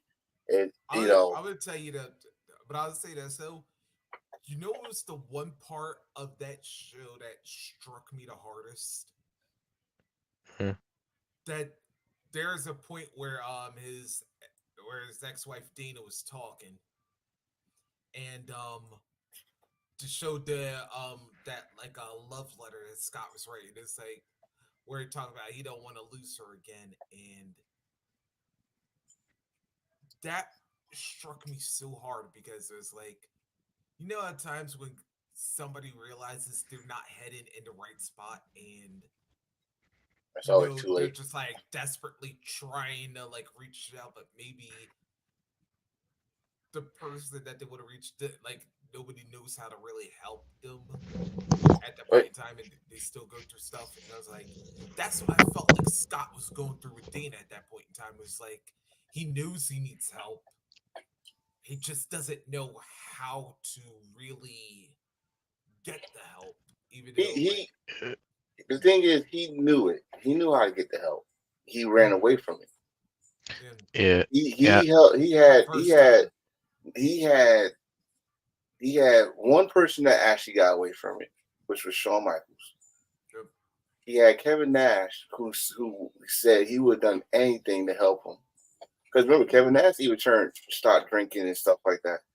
yep, And he stopped drinking while he was in night when WCW was around. yep, They Hmm. actually put that in the storyline. Yet then then he thought he still was that guy. He was and stuff like that, and he was going to these shows, and it was bad when you could barely walk. yeah, And Oh God. then when you could barely walk, and the fucked up part is I'm going to say this because I never said this in public. I didn't go there, but I had a friend that went there, and he took a picture. I told him to delete the picture. Um, it was a wrestling signing in New York. Scott Hall was there. He was asleep. mm, He was asleep, but a lot of people waiting for him. I said, delete that damn picture. I'm glad I got a friend that actually listened to me, mm, but he deleted it, and because that would be one of those pictures that would have been circled around. It probably is still, but yeah, it's not my friend, so. But it's circling around just like God rest his soul, Virgil. Y'all, this man passed away. Now all y'all saying rest in peace, Virgil, but all y'all was fucking laughing at that picture and that damn table when no one came to sign at his damn table. mm. Hmm. All y'all was fucking saying this and that about him, but then when he passed, it's all rest in peace, rest in peace. I Yeah, know, don't do that. No. Keep that same energy that y'all was doing. Oh, it's out of respect. No, y'all, it was out of respect. Y'all which y'all say when they was alive so they could hear it. yeah, That goes for Scott Hall too. Scott Hall had his demons, yeah, but if you was a fan of Scott Hall, you wanted him to get healthy. And damn it, yeah. I watched the DDP on Oh yeah, Netflix, The Journey. Even though it was Yeah. about Jake the Snake, yeah, Scott got involved, and Scott showed his hip. Y'all saw remember that scene when yeah, he was Oh walk and his hip made it like a click clack sound. yeah, yeah. That click clack sound that CM Punk made fun of Kevin Nash, but Scott Hall actually was going through that click clack sound. Like this dude turned his life around long enough to get inducted to the Hall of Fame. Looks smooth as ever, by the way. yeah, Just had the silver yeah, fox going to the side, flick back, yeah. and gave the best fucking Hall of Fame speech of the night, bar none, Bad. Yep. bar none. That bad times don't last, but bad guys do. And that's to me, those are the words I remember. Mm, Those are the words I remember. Now, I could have said some other words I remember, but I could have said that last week with Sting when yep. Scott Hall said Sting to the one that damn match WrestleMania because we all said that. But Yep. No. but I but for forever, Scott Hall last words to me is gonna be that one. Good time, bad guys do. Bad Yeah. times don't last, but bad guys do. But uh, watching that, watching what they did this past last week, and watching the DVD because we got the DVD too. Like you put those shit side by side. I I wish that his son was Okay. really good at wrestling. Yeah. He was He on his way. I don't know what it was, but he was on his way because he was with Bullet Club. Then he went to Noah. Mm. I don't even know if he's gonna come back or not, but I wish he was still because his legacy And will continue. I mean, it's still gonna be there because one, me and this man got the IC title, and yes. for different reasons, he got the IC title. I got the IC title because I was at that Mania yeah. for that ladder match. Yeah. By the way, that let's see, be this coming man That 30 years this Wednesday. Yeah. this WrestleMania, even though it's for tag team, so I would have wished it was for the Intercontinental title, but even though it's for tag team, it's a ladder match. You don't think they gonna fucking shove that shit down our throat or Shawn Michael doing that splash off that Oh yeah. ladder? Yeah. Or no, or anything But because yeah. But but I'm but glad you brought it. Oh, go ahead. Oh yeah, but Derek. You're right. You're right. He was. He said Scott Hall was having problems because he killed somebody back then. Oh, But yeah. but Yeah, yeah, he'll go but ahead. Then I want to come back to that. but one thing I did take away from that show is, well, one, it started becoming like the dark side of the ring because some legend episodes got a little bit darker. But for Scott Hall, one interesting part I take away is when his daughter said Razor Ramon is take away his daddy, because when her father was there, it's like she could see them. But when he go away, he said he feel free because when he become Razor Ramon, he have no problems. He can don't have to deal with anything else. And he feel like Razor Ramon character took over. And when I heard that, I'm like, damn, like she really want his dad. She really want her dad, but not Razor Ramon. that's So the bro. think, That's the problem. That's the problem with all wrestlers, especially Yeah, kids in the rest. Like Randy said it. He barely saw his father when he was little. You know what I mean, and that's why like today you think about it. One thing you got to get WWE their flowers for now. Remember how hard it was to get days off, yeah. yes, and now that they ask And, for it, they can get it.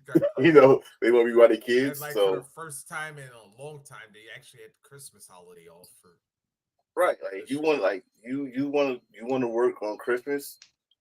All right, we do the Christmas shows afterwards, which is probably in Master Garden or in Yeah. Brooklyn, so like that. And you know what, Hill? I'm glad you brought that line up because, or brought that segment up because, um, this was you know how we always say, and it made me think of Flair and something he said. I was like, I didn't know where Richard Flair, where Ric Flair ended and where Richard Flair began. And I was like, man, That's good. if I could have thought I had so many wrestlers who had that same problem, it was like because back in the day, like wrestlers used to live their gimmick, like they were that way like all the time. And it's like so many guys eventually, yeah, like got into their gimmick, and I think of like another person, Dude, like it's a whole. Janetti, It's a whole definitely bunch of was people. that one. Yeah. Oh yeah, It's a that whole was bunch of people. definitely true. But yeah, and yeah, and Scott was just one of those guys who fell into that trap a lot of times. So, but But to go back to what Derek said about how the killing thing haunting him and stuff,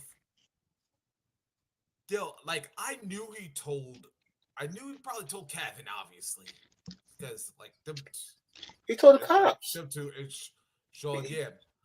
he told the I'll tell you cops. the person, yeah, I'll tell you the person that when he told it, it surprised me when he admitted that he told Bischoff because I was No, I'm like, laughing at okay, John Quest. all right, all right. I was like, I understand that, like, okay, Kevin, I would understand. Sean, I would understand. Kid, I would understand. Hunter, I would understand. But it was like Bischoff was the one that like really surprising. And I know like they had like a minor past, like when he was a Diamond Stud and Eric was only just an announcer back then and whatnot. I think oh no, wait, Eric, Scott was out at no, Scott Er- was out at AWA before Eric showed up. I think. Damn. Eric let him go when Eric got he started taking over WCW. Let him Yeah, go, and thank you, Eric, for letting him go because we would not have Rich Ramon. But I want to say with he told the cops yeah, this happened before he was well known wrestler. He told the cops, but it was self defense. But at the yeah, same time, self defense not you took a life and it should stick with you. yeah, Now, unless it's part of your job, it might don't stick at you as much. But nobody, I mean, let's keep it real. No one, when you take I don't know how everybody else would feel if I take a life. I know it's gonna fuck with me. yeah. I was not put in Dude, this world to take people life.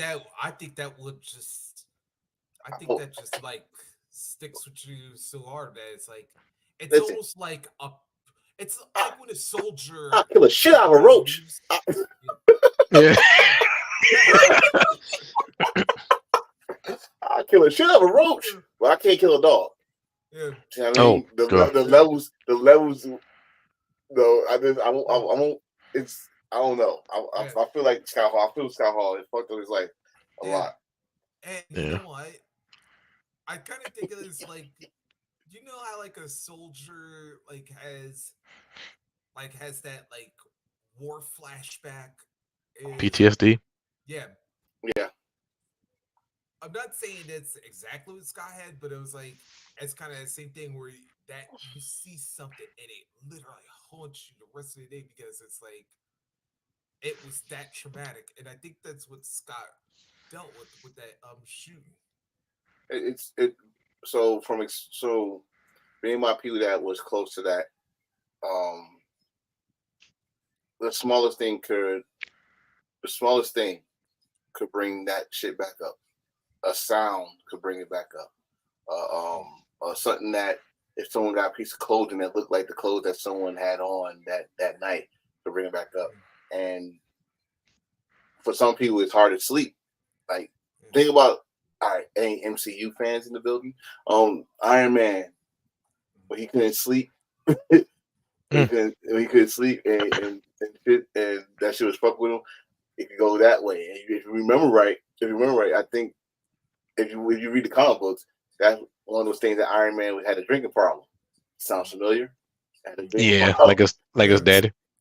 All right, so Scott Hall, drinking problem, pain pills because the You know rest what? years of wrestling There was and something stuff like else that. that I thought about and in an indirect way, and I'm surprised this didn't inadvertently trigger it. Yeah, remember that? Yeah, well, you'd really have to remember this one because this was one of those dying day WCW moments. But I was like, yeah, remember when when Scott Kevin came down and they were wrestling these three chicks who are clearly like strippers and Talking whatnot. about the big breasted chick Yeah, that won the world record, the yeah, Guinness World Record for the biggest titties. yeah. That And Oh, was I know then you're real. talking Goldberg about. set him up. Yeah, and then It was Goldberg real. set him up. Yeah, Yeah, ladies and gentlemen, those was real. Those not. She got the record. Lord, I feel bad for her shirts. Jesus Christ. That's a double XXX large. That's an X to be continued. I'm just. that's a never-ending X. But Ha! yeah. But y'all seriously. Yeah, hashtag never-ending X. Yeah. Never Yeah, ending. yeah, that's kind of like Ric Flair's marriage life, but that's another story, another time. At least he got more rings than Tom Brady. Go ahead. Sir, we will not disrespect Richard Fleer. We will not disrespect Richard Fleer. Shame. Shame. Hey, I can Lawler, because hell, Lawler's been married just as much. But he married to a prettiest woman. Cat, he fumbled that shit. Jerry Ken Lawler, the cat.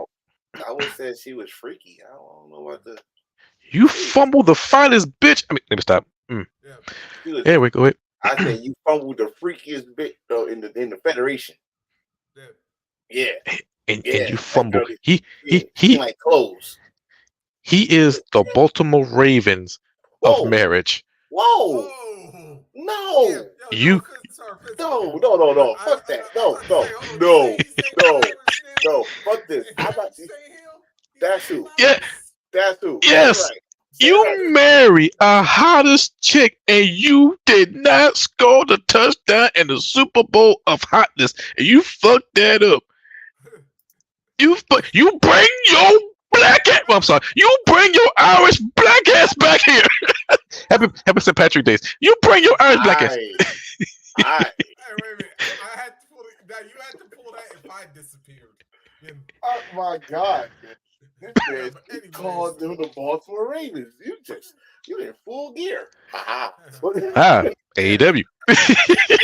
Wait. And Hill wasn't even trying to cause a revolution yet. Wasn't at all. At Yeah. all. I thought you did. I thought you did. Oh, Shit, I'm going all in, goddamn but since Hey, we, you know, let's vote for double or nothing. since we said Irish, let's get to that part of the show. Yep. We really gotta get to COVID mania. So let's get to the Irish.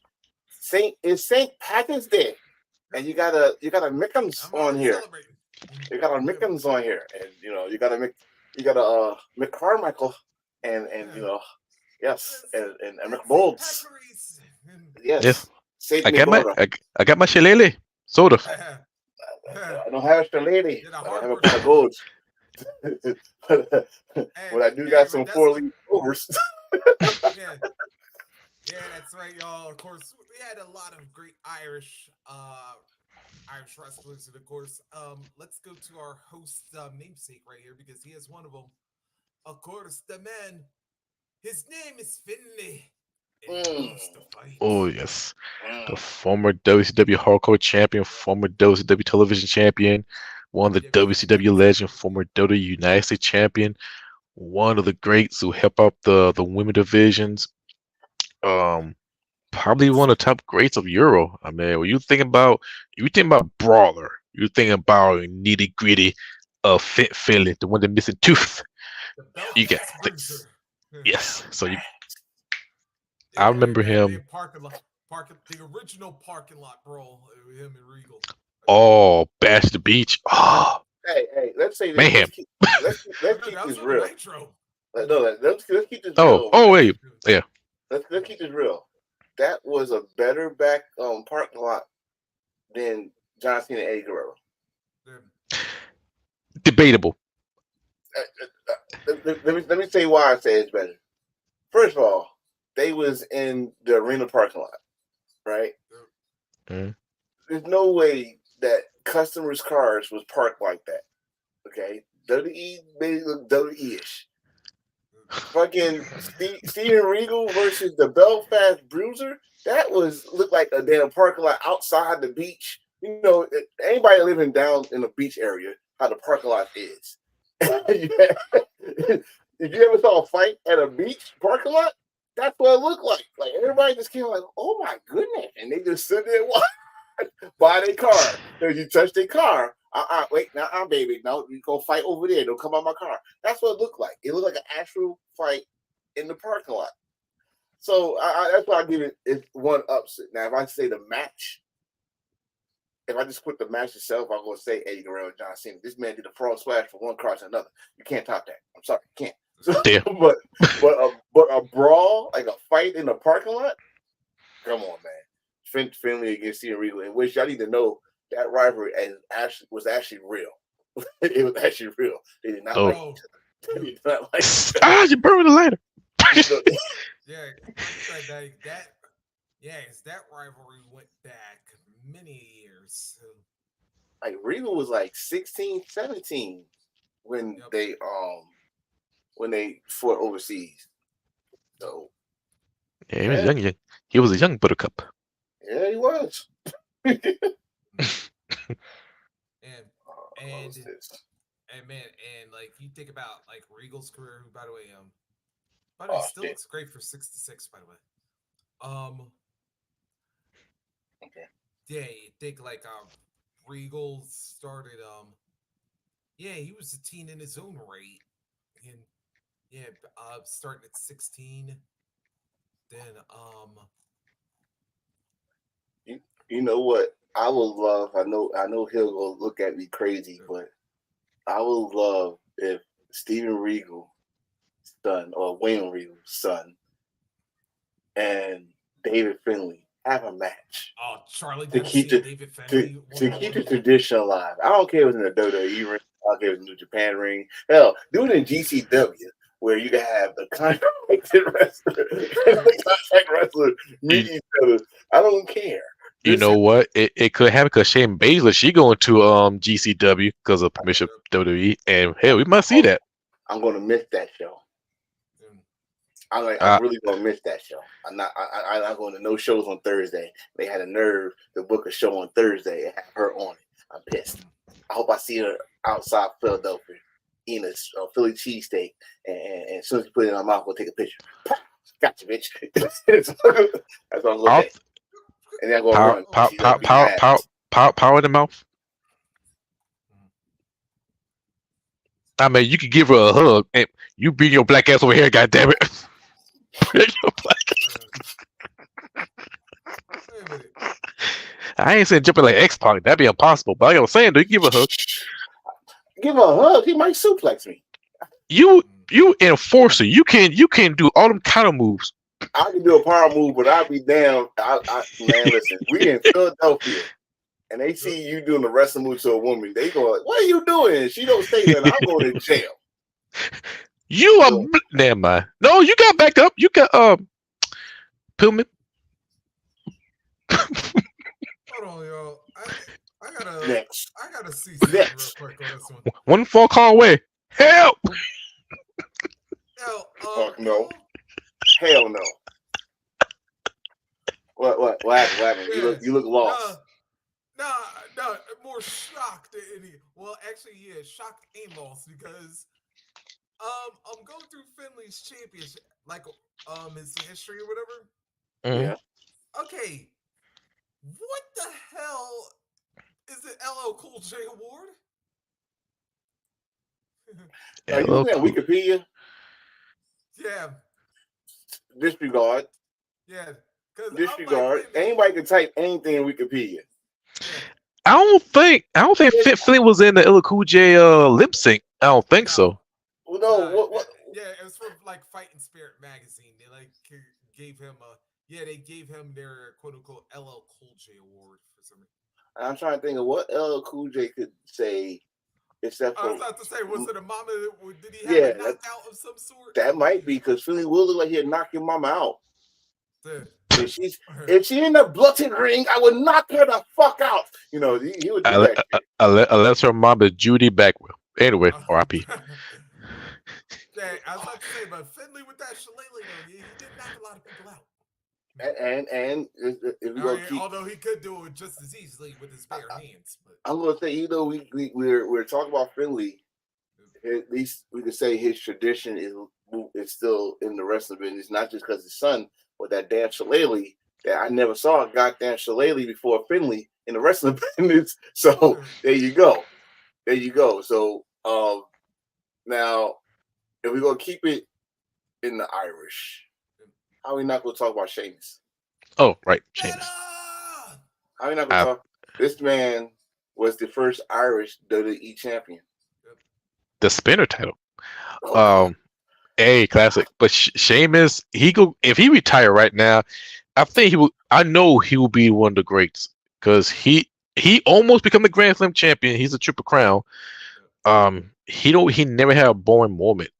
World Heavyweight Champion, WWE Champion, Raw, no, Raw Triple Tag reign, Team title, United States Championship. money in the bank, Royal It's one Rumble. it's one title reign that I still don't like though. I think because the way they booked it, but the 5 minute, 15 Oh, second where you Sheamus be 515. Yeah. yeah, I did not like it because I knew they was gonna fucking like have him lose real quick. I just didn't think it was gonna be that damn quick. But it was for a good cause. Cause I mean, honestly, when Roman beat him for that title, the fans, especially in Philadelphia, Yeah. got behind Roman that night. And they Well, stood behind well, him. you And got to remember what he did at the beginning of that night. Well, yeah, but not shit. If you're gonna say that, remember what he did during the match? He fucking Superman punched Vince McMahon. So that is Oh, I legendary. know. That's Now, what I meant. 'Cause you that think? was Hold the up. second time you attacked Vince that night. But when you think about what I'm saying, this shit, we liked it back then, but we really like it now. You know Yeah. what I'm saying? The And he got it. He got it out. And I remember the And post comments of Roman. He like, damn, Philly, thank you for finally. I think I finally made it now. And they still gave him his applause, blah blah. But Sheamus don't get a lot of credit. Like everybody, like, oh, he just started doing bangers. I'm like, shit, I disagree with that. He had a match against Bryan Danielson, Yep. not the the one at bar. WrestleMania, No. not the one at WrestleMania with the rematch. That was a classic. Mhm. His match Hell, against his even match against Big Show. Big yeah, Show. I can Oh, count. Come on, like that yeah, feud was that's good. like let's remember that Best of Seven series with Cesaro that that seven put him series in the bar. which created the bar, and the bar broke the New Day the title reign, the record breaking title reign, and That got was new belts. They got new Raw belts. best I'll tag even say team. this. Like even his match at WrestleMania 26 against Triple H. Well, you know what? I think that's probably one of Triple H's last few good matches, Yeah. and we still get talked about. If you think about it, Sheamus knocked his ass out for months with that fight. He like, I No. want to say goodbye to my best. And like, and Triple H was out. And like I said, you can never take away being the first anything. He's the first Irishman WWE champion. They got y'all spit out all his accolades. He's a WWE champion, multiple time WWE champion, world heavyweight champion, tag team champion off of Money in the both Bank shows, winner. Mr. Money in the Bank, King of the Ring, United States champion. Damn Royal it, he was Rumble winner. one Royal Rumble winner, but he was one win away. And what got everybody finally seeing how good this dude is was on a losing effort against Gunther. Oh yeah, that man. I'll tell you what, that match at Clash at the Castle, like I am still feeling the chops and clubs from that day. It is like, Bro, Gunther chops. they're still feeling it right now. Gunther's chops finally put some color on Sheamus, and Sheamus was stiff as shit too. Like Yes. we forget that Sheamus is stiff. Like this man retired Jamie Noble. I still laugh every time I say I laugh because he retired Jamie Noble Jamie like Noble, with one punch. Like, pow, all you saw was boy. he's out. He's security. JJ security all of a sudden. Hell, But even Sheamus when he fought, remember that goes all the way back to FCW with him and Drew went at it. and I was gonna say Drew was next. Like Drew is the psycho. Or Come on. hell. But Actually, is he no, post they even go back before FCW. They go all the way back to like now, catching Europe's. that's the question. Drew McIntyre is Scottish, not Irish. Yeah, he's Scottish. He's Scottish. Yeah. Okay. So before I make that mistake, I was going to say Drew, but no. This is about the Irish. Is Paige? Is she? I think Paige. Is she Irish or she's Scottish? She's English. She's British. She's England. She's Damn it. I mean, if we want to go beyond that now, we could go right to a son that of David Finlay, who unfortunately not in New Japan Cup no more, but he was on his way. And like I said, there's a lot of people not feeling his Bullet Club run. I'll tell you what he's doing. He's bringing back the original essence of Bullet Club. The badass Gaijin that don't give a fuck if you cheer or boo him. The badass Gaijin that's going to go to the crowd and go to your child if they fuck your 5-year-old baby and y'all gonna like it. Like, oh, he spoke about baby. Man, listen, he's doing good. I don't know what was the true illness, but he was favored to win this New Japan Cup and get that global title back. Now they just going to have to make sense to give him a rematch when he come back for what's the name? Nick, name it, but he getting the shot for that TNA World Title against Moose and Rebellion. But but I'm trying to think of some more Irishmen. There's more. There's a lot of Irishmen. Jordan Devlin. You never bet against the nice. Yes, Jordan Devlin, the Irish ace. First of all, let me tell y'all something right now. We're saying Jordan Devlin for a reason. Okay? You're not saying JD McGutham. We're saying Jordan Devlin because that dude was the if y'all go back, what was it? What's the organization? He had a classic match with I know his name you should not say because of his conduct. But Oh, you meant Marty? no. It's the dude Mr. Independence. Like he Ooh. Patrick. no David something I forgot David Starr or something like that. But they had a Oh yeah, I know you're talking about. Old boy say some Grammy shit on yeah the scene, and he got kicked he out. he had a classic match with him. Oh, let me put this out there for people that don't know. Jordan Devlin beat Walter. Yep. Yes, Jordan Devlin beat progress. Walter. He had a classic match with Finn Balor. Yep. Takeover. But before then, he had a classic match with Tyler Bate. Tyler Bate, that was a classic. Yes. Takeover Blackpool too. Yes, classic. Yeah, and not to mention, he's a former cruiserweight champion. How about this? Just to mention with that matchup, with him and Tyler Bate at Takeover Blackpool 2, you had side by side Johnny Saint, William Regal, and Triple H all giving that match a standing ovation. Standing ovation. Okay, let me tell y'all something. A standing ovation will always be better than a fucking star rating. A fucking standing ovation will always be better than a fucking star rating. Okay, so all these people that's talking about Kurt Angle never got a fucking 5-star rating. He got more fucking standing ovations than most people got 5-star rating matches. All right, so let's get that out the way. And Jordan Devlin got a fucking standing ovation, not just for those three, for everybody in there when he walked out. And the dude is a good worker. So what he's doing, I know everybody like he's being jobbed right now, but give it time. Give it time. Because I'm telling you, he's gonna be. If Finn's thinking about leaving or retiring soon, you gotta enjoy it. Keep on doing because he's learned from Finn. And not to mention that when Shawn Michaels gives you a stamp, and he's like, that remember, he said if there's one guy that I have my eyes on right now, it's Jordan Devlin. And it's like when Shawn Michaels of all people's like giving you a stamp, it's like, hey, something's getting ready to happen. Now, granted, it like may not look like it now to the naked eye, but it's going to be at some point. Because remember, kind of like with Brett and Shawn, I'll say like Brett in between the two title reigns that the Hart Foundation had. I was like, remember, he had a stretch where he was losing a lot of big matches to like guys like Bad News and Perfect and $1 Million Man and whatnot. But then when it turned around, when he got the Intercontinental title, that's when he started his winning streak. It is like, I'm thinking that's what they're doing with Devlin now. Or I think they do that with a lot of people. They did that shit with Dolph Ziggler. You gotta remember how Dolph Ziggler started. He's always just shake your hand and say, "Hi, I'm Dolph Ziggler," and all this stuff. And once he had that classic match, I think it was him and Rey Mysterio at SummerSlam for the title. Then they show how good of a worker he became. So with Jordan, they know Jordan definitely is a good worker. Triple H know. Shawn Michaels know. Like I said, if it wasn't for that pandemic, we don't really know how long of a cruiserweight title run he would have had. And for a good bit. For a good bit. So I'm giving it to the night after WrestleMania and see what they're gonna do with Jordan Devlin or JD McGunnum, whatever they want to call him, because I think he's gonna be a good hand. How about this? Since we brought up Fergal, let's Fergal? talk about the Prince. How dare you? We don't say Fergal around here. The rock and roller.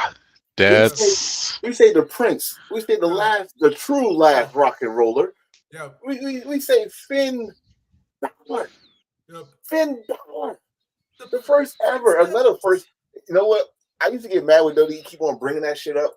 But I gotta say, that's the true definition of you cannot take away the first of anything with the body. They always bring that shit up. He's the first ever Universal Champion, even though y'all took the belt from him on the next night of Raw, or two nights later. But the dude is a winner, and I'll be damned anybody say that Finn Balor's a bust. Oh, he was a bust. No. Just like I say with Nakamura, it's like I say with Samoa Joe. They're not a bust because they believed in them. you don't give nobody a title and you didn't believe in them. You don't put them like in any type of title and don't believe in them. So I think like for Samoa Joe with injuries, for Nakamura is whatever, he's Japanese, WWE with Japanese wrestlers, but they stuck by Nakamura, right? Finn Balor coming to WWE with his size. We're talking about WWE here. I mean, I understand Rey Mysterio is a multi-time champion, but come on, WWE still got a history of putting the big guys over the little guys. Finn Balor like $1 million fucking bucks. This man don't eat no fucking donuts. All he do is eat salad and play with Legos, and it looks like a fucking $1 million bucks. And he comes in, win the NXT title in Japan. Yep. Mm-hmm. First main event takeover outside the Full Sail, which was in Brooklyn. Yep. Ladder match. Had the belt for I don't know how long. Yeah, almost Came to the main roster. Becomes the first Universal Champion. I understand. Let's not forget that on his very first night, he beat Roman. 2 matches. Yeah, with Roman being in the main event. I don't even give a fuck about the other match. He beat Roman. I know everybody's like, oh, he beat Roman because he failed that drug test. No, motherfucker. He beat Roman because he beat Roman. Right? Yeah. Fuck that. They were still trying to put Roman in main event spots, even though he failed the fucking drug test. Yeah. So don't give me that. On a new Raw set. Oh, and which we had not seen in a long time. I love that Raw set. Big ass rainbow shit. Right. Little rainbow, reading rainbow shit coming in the sky. Of course, when there's one thing we mentioned about Finn, though, man, you gotta mention the demon. And I'm gonna say this. Yo, I will say, even though like some of his WWE, his main roster was cool, but damn it, his takeover ones. Yo, that Jack the Ripper one he did when they did. The chainsaw. Yeah. Did chainsaw. Texas Chainsaw. He did.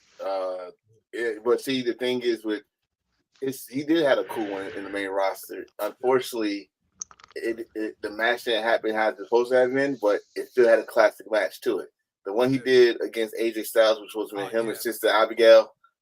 Got right. So Bray. Lord, yeah. Bray, Bray. I'm glad I got right show, but I'm glad you were sick on that one because I did not want to see you come out and drag. Ooh, wait a minute, hold up. They gonna make him come out as Sister Abigail. Oh, that's beyond pool. That's beyond pool. He will be the white Tyler Perry if he will come out in a Sister Abigail. Hallelujah, baby. That would Bray Wyatt would say. If he would say that, your legacy will be. You know what? R.I.P. to Bray Wyatt. R.I.P. to Bray Wyatt. Like I said, let's thank God that he got sick on that one and he couldn't make it. But Finn Balor, we said this about Sheamus. Sheamus is one belt away from Grand Slam. Finn Balor is Grand Slam. Yeah. Finn Balor, we said Universal. He's also a former title champion. In fact, he beat the 2-time Intercontinental champion. He beat Bobby Lashley, and then he beat he beat Leo Rush. It was, but still, the demon. Then we got WrestleMania demon. He powerbombed Bobby Lashley, so leave it alone. But he's a former champion. He's on the first champion. Yeah, he's the first United States. He's the United States champion, which he beat his tag team partner, Damian Priest. So and then now he's a tag team champion, undisputed tag team champion. I wonder what they're gonna do with those belts though. Split them up. You think they're gonna split them during the match though? Like one team pulled the blue, the other one pulled the red. Yes, that's gonna happen. I don't know because I think they're gonna do the same they did for DX against what's that Jericho show where they had the SmackDown title and the Raw title. They didn't have all 4 belts up there and shit. So shit. So I think that's how they're gonna do it. But I don't know. I want to see how they're gonna do this because if they gonna split them, that'd be the most funniest way to split belts. That's gonna do it like one tag team. I got it. Like co-winners, tag team champions. Because you think about the tournament, and we're gonna pop it going. The tournament says smack that tag team championship on the tournament. So they plot some eggs in, Easter eggs. Yeah. They know what was about to do, so I hope they remember the old school duty taking title. But Mm. another well-known Irish, the man, Becky Lynch. Yep. Oh yeah, how did I forget about the women? Becky Lynch and Tyra Valkyrie. Them two best women, Becky Lynch winning every single goddamn title in the damn brand. You know what though? I'm going to have to shout out my boy Stormy because I'm starting to believe the hype what he's saying.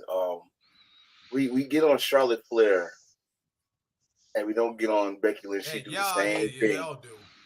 The same thing. I don't get on nobody like shit. They do. Yeah, I don't get on nobody, but I'm starting to believe the hype what he's saying because I see it. Like when Charlotte went for the NXT title, everybody went uproar for that.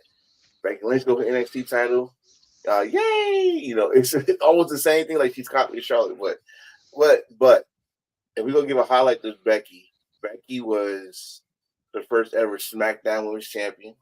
Yep. First ever main event, WrestleMania. Yes, main event. first ever women of 1 to 3 that main event WrestleMania. 2-belt Becky. Which by the way, if I could steal a line from somebody, it's a damn shame what you did to them Raw SmackDown women. Oh, now, yeah. We didn't know nothing about that until we saw that fucking picture. Yeah. Lord. I could wait a minute. We are at an hour and 56 minutes. And you didn't say nothing about that? I seen it, and you know what? I hate this. You know what? Let me tell you something. Where's my damn flag? Wait a minute. Oh yeah, throw a flag. Throw a couple. Throw the red flag to the There we go. Shit. Let me tell you something. I saw the picture when he got Becky got the title over her boobies and right her cootie cap. I will say this: it's much better than Paige because She had children on her belt. That's why she didn't have no children on the belt. Bullshit. Yes. Bullshit. And that's a damn shame to do that NXT Women title. But anyway, with Seth Rollins, he got a title over his crotch, in which we see before with Shawn Michaels. I'm about to say we've seen that with Shawn Michaels, so Yes, as long as three of us don't do it, we okay. But like I was saying though, well, this is my thing. This is my thing with this. I'm going to continue. The reason why I'm not mad at Becky Lynch doing it because that makes me think of Mandy Rose. Mandy Rose, the UK title and the NXT title. Of course, that's the biggest fumble. You know what? I'm going to tell you right now. I'm going to call it right now. Sometime this year, I see 4 women coming back.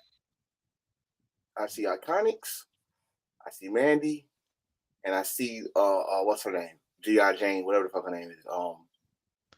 You mean Lacey Evans? Yeah. What I'm saying that is, or if they don't come back to WWE, we'll see them back at another wrestling organization. How about that? Yes, because I'm bored. Let me make that clear. I'm going to see them back in wrestling. It's not just WWE because people, I need to stop that shit. Everybody don't need to go to WWE. Everybody don't need to go to AEW. It's other wrestling out there. So I would see them back in wrestling.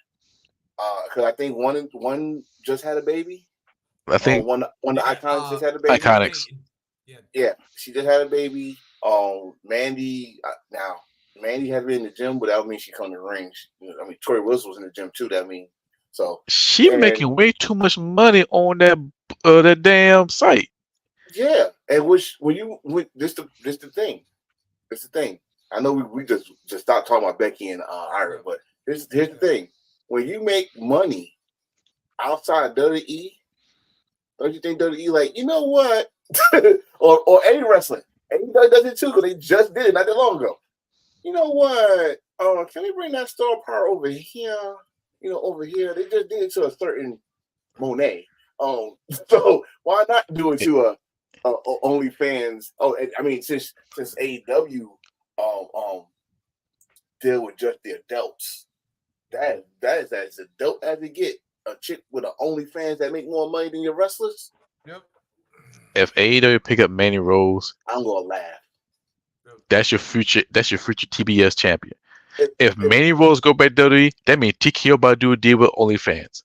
if Mandy Rose go to a different promotion like GCW, XPW, I will say this: she still makes an impact.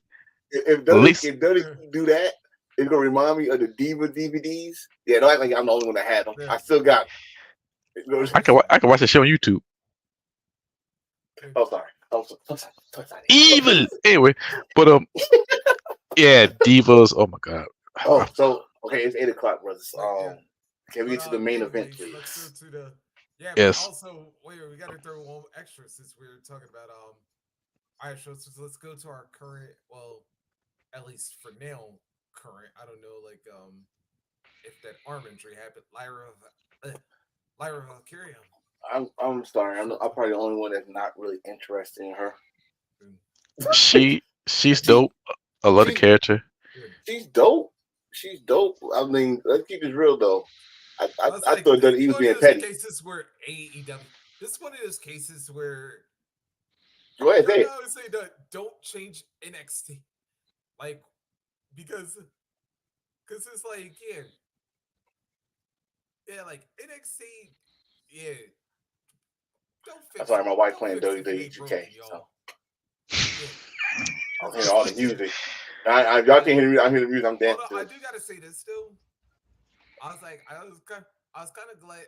I was kind of shocked that like WWE pulled a swerve because, of course, we had thought the natural thing would have been Tatum turning heel first and backstabbing Lyra, but Roxanne doing it.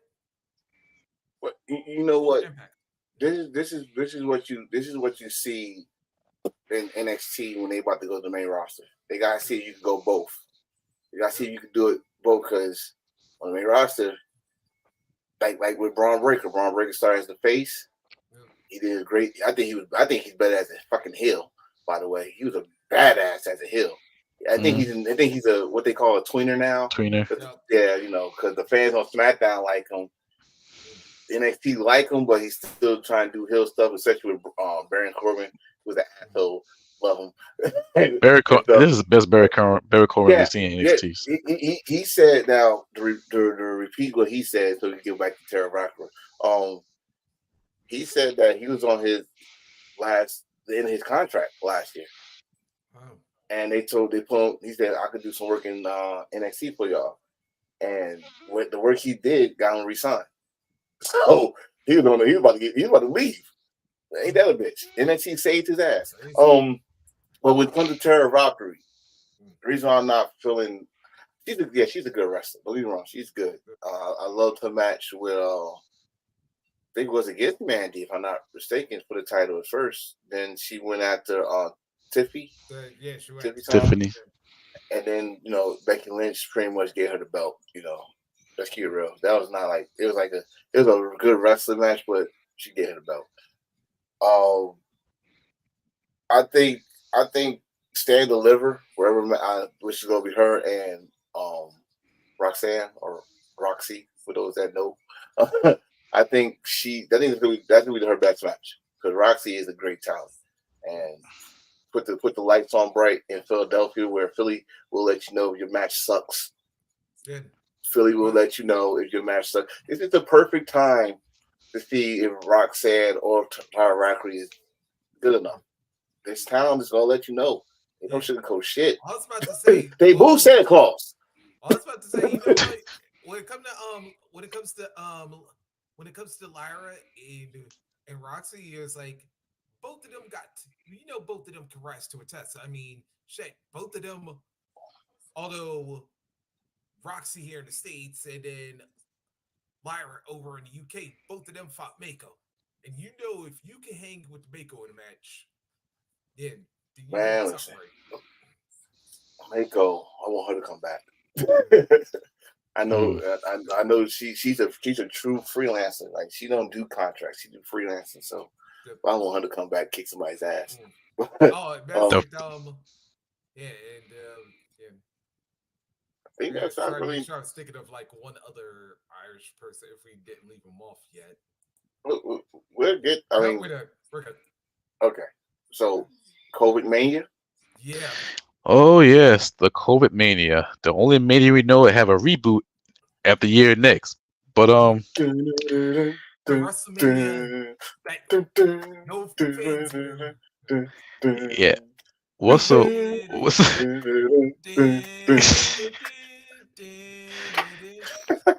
what's so s- Yes, we're bringing back the classic WrestleMania theme, Jill. Yes, anyway? But yes. what's so great about Oh, oh, oh. Oh, sorry. my old ass jacket? Anyway, well, but what's so special about COVID mania? Because during that time, the whole COVID shit happened, the epidemic happened. You can't go outside, even though you can. There's nothing to watch. You can watch either the rerun of the show, Netflix, goddamn horse, and yes, and yes, Little Boosie on Instagram and 5 different accounts, and I watched them all. Oh my But god. So, Oh but my god. It was depressing watching but ESPN. it Oh, really was, and now the job you got to put your mask on, you got protective glass, and Chick-fil-A. I work there, and now and then when you go outside driving at night at 8 p.m., it looked like a ghost town. Trust mm-mm. me, I've been there, drove around the place. But for WrestleMania 36, the original OG WrestleMania 36, it was interesting. It was um entertaining. It was weird. It's everything you could think of, but it wasn't bad because you think work what they got. Like the triple threat ladder match. Just these three guys. It's like something straight out from WWF No Mercy. You try to make your own version of the tag team ladder match. That's the only way you can make of. yeah. It it, was good. but it was a tag team ladder match, but only Only one of singles. each tag team person was representing the tag team. And Yeah, yeah, I, yeah. John Morrison, Jimmy I, Uso, and Kofi Kingston. So you know what, bro, about this WrestleMania, I need you to understand the significance of this WrestleMania. This was the first time that they was gonna go 2 nights in WrestleMania. Mm-hmm. But you know, This Wrestle was Kingdom. this was the first time that wrestling was on. Like people, we give WWE they shit, especially when certain people because got caught COVID and all that stuff. But if it wasn't for WWE doing that WrestleMania, AEW would not done Dynamite at Daily's Place. GCW would not have done wrestling outside, which they did. They was only independent doing stuff outside. New Japan together came out months later. You know, New Japan, or should I say, all the Japan wrestlers, wrestling organizations did it way better than the states. Way better. They way better. I know we mentioned about Japan, but DDT. That's what I said. All of the Japan organizations did it way better than the states.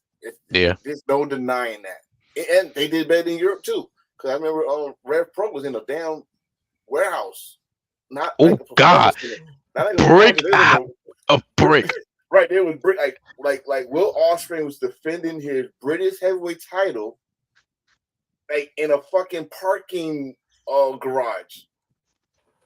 Facts. So WrestleMania this year, that year was needed. It was needed, and I still say I thank WWE because hell, we did get some good matches. Even though some of them was recorded. That's another thing. WrestleMania was pre-recorded. Yes, because Stephanie may come out. Yeah, but let's listen to the matches. I think that was good, and some people might say that the results should have changed, but it still was good. Oh, Rhea Ripley against Charlotte. Yep. Rhea Ripley came out looking like fucking Vegeta. Stephen A. Smith. No, you gotta say it right. Your name is A. Smith. No, I'm talking to Stephen A. Smith. I'm not saying like that. I watch Dragon Ball Z. Vegeta, one of my favorite characters. That's why I'm real more pissed off at anyway. But Vegeta, my Jiren. Share Baszler against Becky Lynch. And how did we? Hell, we didn't know Becky Lynch was pregnant. You know what I mean? Yes, wrestling with the baby. Right. And Seth Rollins. She was the only one that actually did a quote unquote WrestleMania WrestleMania entrance. You know, fucking Kevin Owens and Seth Rollins, the Messiah, Seth Rollins. Yeah, no, not that yet. Not that yet. That was coming soon. It was coming soon. Oh God, it was coming soon, Yeah, but not. he was But trying. this is the He Messiah. was trying to feel glorious, but Oh no, he was feeling. He was feeling like God. He was in God mode before there was a God mode. so instead of Don't forget the cinematic matches: AJ Styles and Undertaker, the boneyard Johnson match. against Bray Wyatt, Yeah, Great um, match. that's what I thought it was. Edge against Randy Orton. You know, with too damn long. See, It was, that's some wait, bullshit. listen. It was No, no, good. no. Mine is the positive. It went too damn long. It went too damn long, but it was telling the story, and Yeah, it was actually fall count anywhere. They went all over that fucking I know warehouse. it's last You man know, standing. Yeah. the last man said they was Yeah. all over that fucking warehouse. They're like Yep. they showed y'all. So if you look closely, they was in the garage area where all the old props and shit is at. Like they could use that shit they wanted to. You know. Let me I'm go. trying to think of some more. It was another match. We said the ladder match. The ladder match was good. Braun Strowman Goldberg. No. Goddamn. No. I would say Drew against Brock Lesnar. Right. Even though it was even though it's finishers overload finishers, we got the result we wanted. We wanted Drew to win, and we knew Brock was not coming to work in no empty arena. Like, no, I'm not doing that. That's why we had to wait till fans came back, and we got that damn Canadian, the big Canadian cowboy Brock Lesnar with the cowboy hat, and the beard, and the ponytail and stuff. Yes. Matter of fact, they also a hidden gem, although Aleister Black against Bobby Lashley. Oh yeah, it was well, besides that too. Yeah, I would even mention we actually had a WrestleMania moment in technically a pre-show match because it was the first time Cesaro actually did a UFO on in a minute. Oh yeah. Yes. Yeah, I'll get some Drew Gulak. Oh yeah. It's been a while since he did that. But he had to make sure he had the right person. You know, can't keep putting 300 pounds on your shoulders trying to do no damn UFO. Yeah, you go. That's just slat off. That's hard, UFO gonna turn to 911. You better chill out. Yeah, I was about to say, yeah, it's hard enough trying to do them giant swing. I swear, Jesus. And shout out to Cesaro, Cassiano. You did another King of Swing moment for me. You swung poor Lance Archer like around, but it's weird that like I watched the 24 of that, and like people don't like you not gonna admit it or they not gonna say it, but I will say thank you WWE for doing that because when y'all did it, you made other wrestling companies feel like okay, we can do it for our fan base too. And think about it, TNA found a place in Tennessee, and they did their thing. If it wasn't for that, we would have had to, it was fucked up. The the working relationship of TNA and AEW. We Kenny Omega became champion, all that stuff. Like I said before, AEW when I had Daily's Place, they wouldn't even thought about Daily's Place. Remember, they was about to do it at Las Cody Vegas. Rhodes school. Oh God, that should be fucked up in Raw Pref. That's what we were gonna do with that, and remember that's what they had the tournament for the TNT tournament and shit. So, but and then you think about this: when we would have had Eddie Kingston in AEW, or would he still be in Europe? You know, it's a lot of what ifs with the situation, but we know we got to say if WrestleMania didn't do what they did. It'll be your first year with no WrestleMania, and then gotta wait for next year. And plus, that would fuck up everything because Drew McIntyre won the Royal Rumble, and then he'll be the first wrestler, maybe the first Royal Rumble winner, did not compete at WrestleMania. Since they started that era, when you win the Royal Rumble, you get a title match. He would have been the first to win the Royal Rumble and then get shit. Unless they were gonna say we're gonna hold you until we get fans back. Well, that was a whole fucking year.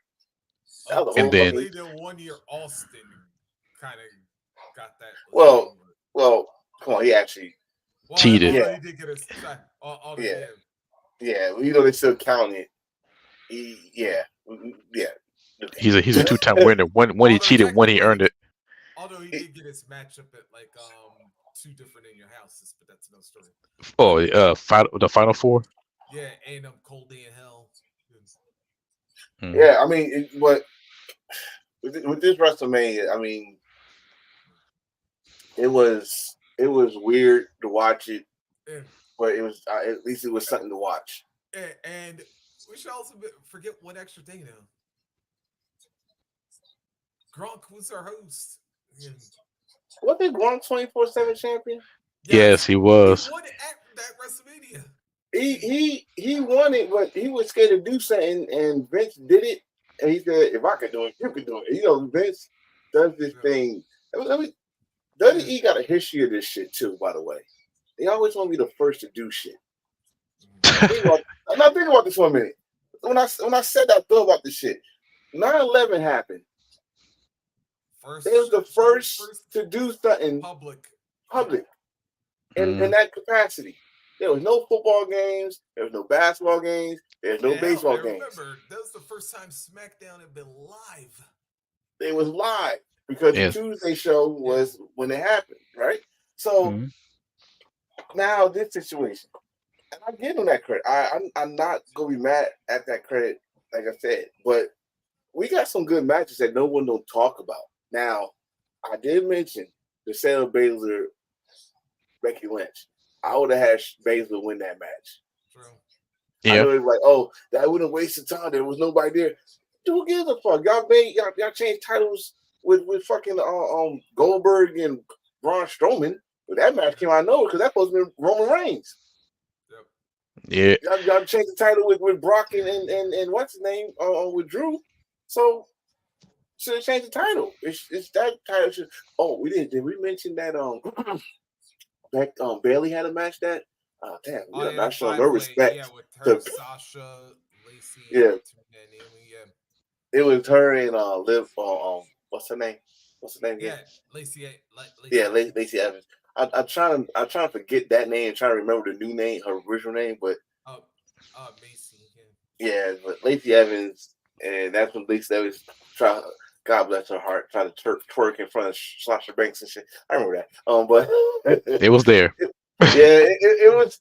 If she just didn't know how to twerk it, but it was different, and I mean, people just need like, it was the empty arena, but at the same time, you had moments there. You still had moments. I mean, who saw Kevin Owens jumping off the sign? He actually kept his word because he said he's going to jump off the boat. Yeah, where they fired the cannons. He said, "I'll jump off the sign," which was the boat, and he jumped off and almost dropped. So he kept his word. One way or the other. Right. So he kept his word. I got, at least like we said, even though people said it was too long, it was, but it still told the story. Edge, first WrestleMania back since he retired. Let's not mention, wasn't Bryan Danielson in this against Sami Zayn for the Intercontinental title? Yes. Good match. When, it was short. Sammy had that alliance with him and Claudio and Nakamura. Mm-hmm. I mean, it's another match on here, but it was like WrestleMania was all right for what they gave us.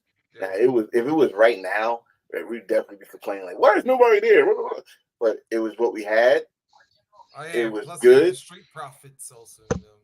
Yeah, because the next night that was Bianca's Belair's debut. Yep. She came out the next night. So it's people forget about that shit. Like Bianca came out the next night on Raw to help the Street Profits against Roberto and not Roberto. Angel Andrade and Vegas. So it's things. We got some gems. We got some gems because of COVID Mania. Yeah. And it was good. It was good for us. People kind of had whatever sort of they were kind of like a mixed bag with the Firefly Funhouse. I mean, there were some things I liked. I was seeing Cena coming out with the NWO pretending to be Hollywood. I was like, I loved it. That part was actually hilarious. I left my ass off. Right. It's like that was like if you think about it, it was like two. It's got good check, pal. Think about it. It was like we had 3 WrestleManias where we laughed our ass off in a row, and it started there because I was laughing my ass off when he was pumping the iron and he got tired. Right. Go And John Cena is bring it like underneath ruthless TV. aggression. Shoot. Yep. Oh my Shoot. god. It was And then funny. It was funny. And then, he won. I guess he won the match and stuff. Then you go to the grave or the boneyard match. Boneyard match, That was that Yo, that classic. was the perfect way send for it. Undertaker to final match. As Yeah. much as we say y'all was lucky enough to see Sting's final match, Yeah. I'm glad they did Undertaker match like that.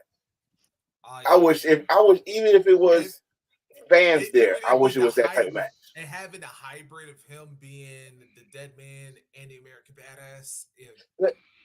The entrance I've been fucking wanting for years. I wanted him to come as Dead Man with the bike though. Like, can you Yeah. imagine if he had the costume with the hat on, but he Oh, come down yeah. the bike? Man, not Triple H coming out with the bike. Undertaker coming out with the bike. Come Yeah. on, man. Mm. Come on. But you But know what though? I'll If say this about COVID Mania that it also that for what it was good mania, but yeah, dude, we could have had some gems for this one. But some even greater gems had COVID not happened oh yeah. because Oh yeah. yeah, because I don't know if we know this or not, but yeah, do you remember what that original women's title match was supposed to be um, for the For SmackDown women's title? it was supposed to be. I think it was supposed to be a fatal four way. Uh, actually, actually, it wasn't because if actually it was supposed to be a one-on-one because that was supposed to be Tony's debut. Oh, Tony Because Storm. remember Bailey, because remember what the storyline was going before that was that Bailey had beaten everybody, like with the Nicole was like, even though she never beat Becky, but Wait, Becky Tony was Storm? world's champion. Yeah, because remember why? Because at the same time, Storm had just left UK. Yeah, she's gonna come to yeah, NXT though, Yeah. right? Yeah. So Ooh. she Oh she no, she went to originally they were going to have her just come straight to SmackDown to challenge Bailey because they were still right here hot, but when the COVID happened, then they just brought her over to NXT just to like took get her loose for a yeah, bit. it took them a while too because she was Yeah, still working with Progress around that time. yeah. But mm, I mean, But and with add if you add the fans to this wrestling, you would add the fans to yeah, this wrestling. I think people will understand the gems yeah, of this show. Still, the only thing I really have negative to say is I think Baszler should have beat Becky. yeah. Like yeah, how strong y'all booked her. I never Especially saw after that clean nobody. sweep elimination Right. chamber. I never saw nobody do that in Elimination Chamber match. That they beat everybody by themselves. Y'all made her look like RoboCop, a Terminator. Yeah. You know what I mean? One fucking android that could destroy all y'all motherfuckers. And you telling me Becky Lynch that she was the man? I think that's when the fans like kind of lost it a little bit for her. Mhm. And then she was pregnant and Oscar became champion and stuff like Yeah. that. Which I shit. still Speaking of I love. Asuka, oh, that's right. Kabuki Warriors had lost to Oh, there's another lost thing we missed with that one with her and Alexa and Nikki because and I had to think about this too because you know what this was one appearance that we missed because Alexa was supposed to get an entrance during that WrestleMania. Was Mm, Unfortunately, this was before this so she was not part of the Fiend yet. no, No, she was not uh, part of with the Fiend yet because that happened when Braun was champion yeah, and stuff. But yeah, all right, so Alexis, I think Alexis and Nikki won the tag team titles. So that's yeah, how Bailey and Sasha became tag team champions again. yep, Um, which and people forgot. People forgot about that. People forgot that yeah, Alexa Bliss and then was tag team champ. They beat the Kabuki Warriors before the pandemic. yeah, yeah, and you gotta think about this. This is the first WrestleMania they had a reboot because like after that next year they got restarted WrestleMania 36 again, and Yeah, plus that's how they counted, right? yeah, and plus you Okay. think about it, it's supposed to be WrestleMania 41, not WrestleMania 40. If I you mean, think about it, thank God he did it though. And thank God he did it because you would have said, where was they last year? Tampa California? Bay, California. Oh yeah, Was let's say it California. So was that'd it be California last? That would have been 40. 40. Yes. Yep. That would have been 40, and you would end off WrestleMania 40 the way y'all ended off WrestleMania 40 last year. You see what I'm saying? So Yeah.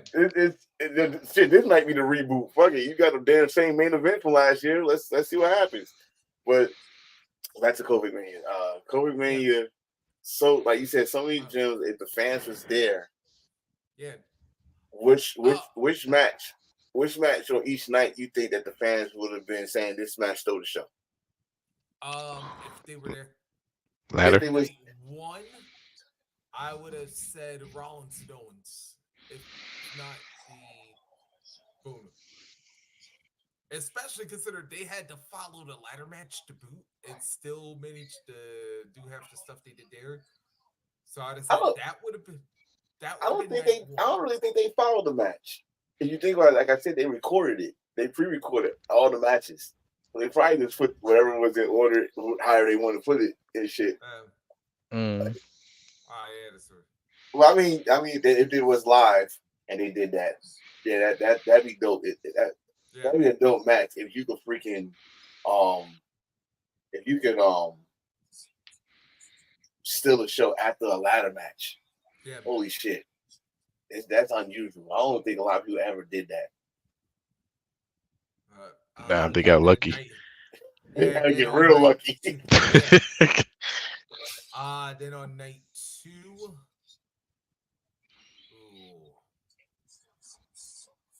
Wasn't Edge and Edge Norton? Charlotte or Rhea or Edge Norton? Edge or Orton.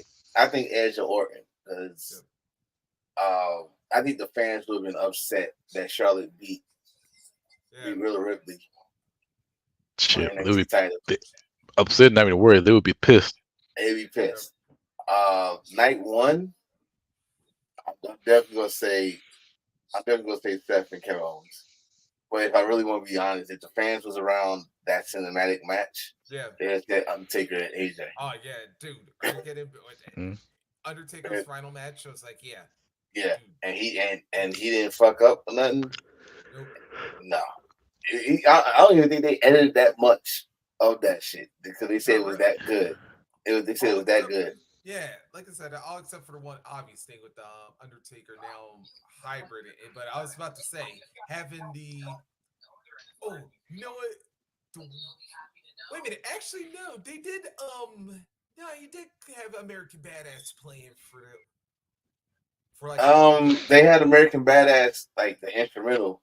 That and when you're coming in doing the they did that in midway part. Yeah, when he came out and he had that song. Sad but true. They did that little mashup between American Badass and Metallica. Sad but true. That was actually pretty sick. I mean, I think that's what I think night 1 is being remembered for. I think that's what the Corolla Mania is really remembered for. That's the last match we got Undertaker, and that's a good send off. Yeah. And you think about it, it was supposed to be. Let's see one.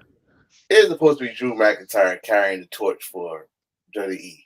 No one knew that Roman was going to be the guy, and this was half of the year. This is in August. Show up and win. Show up and win. Head the table, or did his thing, and everybody forgot that Drew was champion around this time, which is fucked up. But let's not forget, Drew had 2 matches. Yep. He fought Big Show. I don't know why Big Show came out. Capital K came out, limping his ass in there and stuff. But this Corolla Mania meant so much around that time. And not only that, not only wrestling, for all sports. Like we had empty baseball arenas. Empty with football CGI. With CGI on cardboard fans.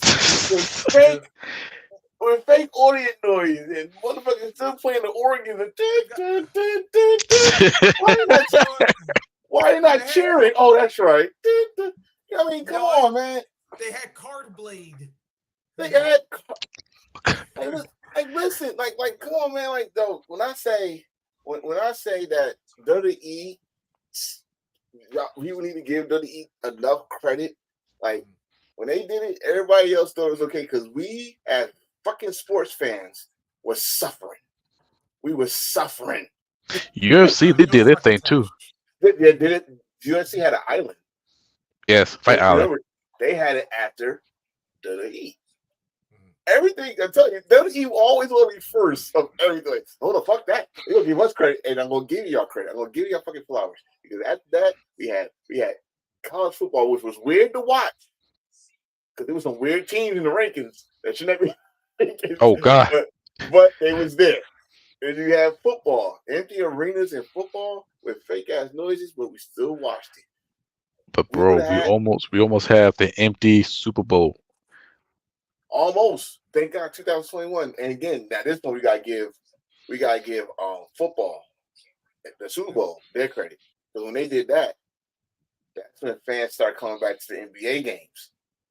But they had to be way up to the nosebleed. But they came back and didn't remember the playoffs. I mean, everybody. Like, hey, who's that with the ball? Right. I mean, everybody that's in the NBA, anybody that's especially Master Garden and the Knicks was back in the playoffs. Oh, they said, fuck that. You get sick and die. This is what you wanted. And they had a full house. It was sold out. No, fuck social distance in Master Garden. Go back and watch it. There was no fucking social distance in Master Garden. They said, fuck it. The Knicks in playoffs, I could die happy now. Yeah. All right. All right. I saw the Knicks in playoffs. I'm good to go. You know what I'm saying? Right. So when that happened, everything's I ain't gonna say back to normal because it's still out there and people still passing away from the shit. But when that happened, they finally got it right. We already said Japan already had it right, but they already had it right. I'm sorry. I'm gonna keep saying that till the cows come home. But thanks to WWE and the ball, even though they was like they was best friends with Donald Trump. Yeah, I'm gonna keep saying that too. they were friends with Donald Trump. So hey, it was fun. It was a fun time. It kept us sane and we had something to talk about. Hell, if we didn't, we wouldn't have Embrace the Thirst on live on yeah. That's true too. Shit. We the first too. We the first. All right, y'all. Just saying.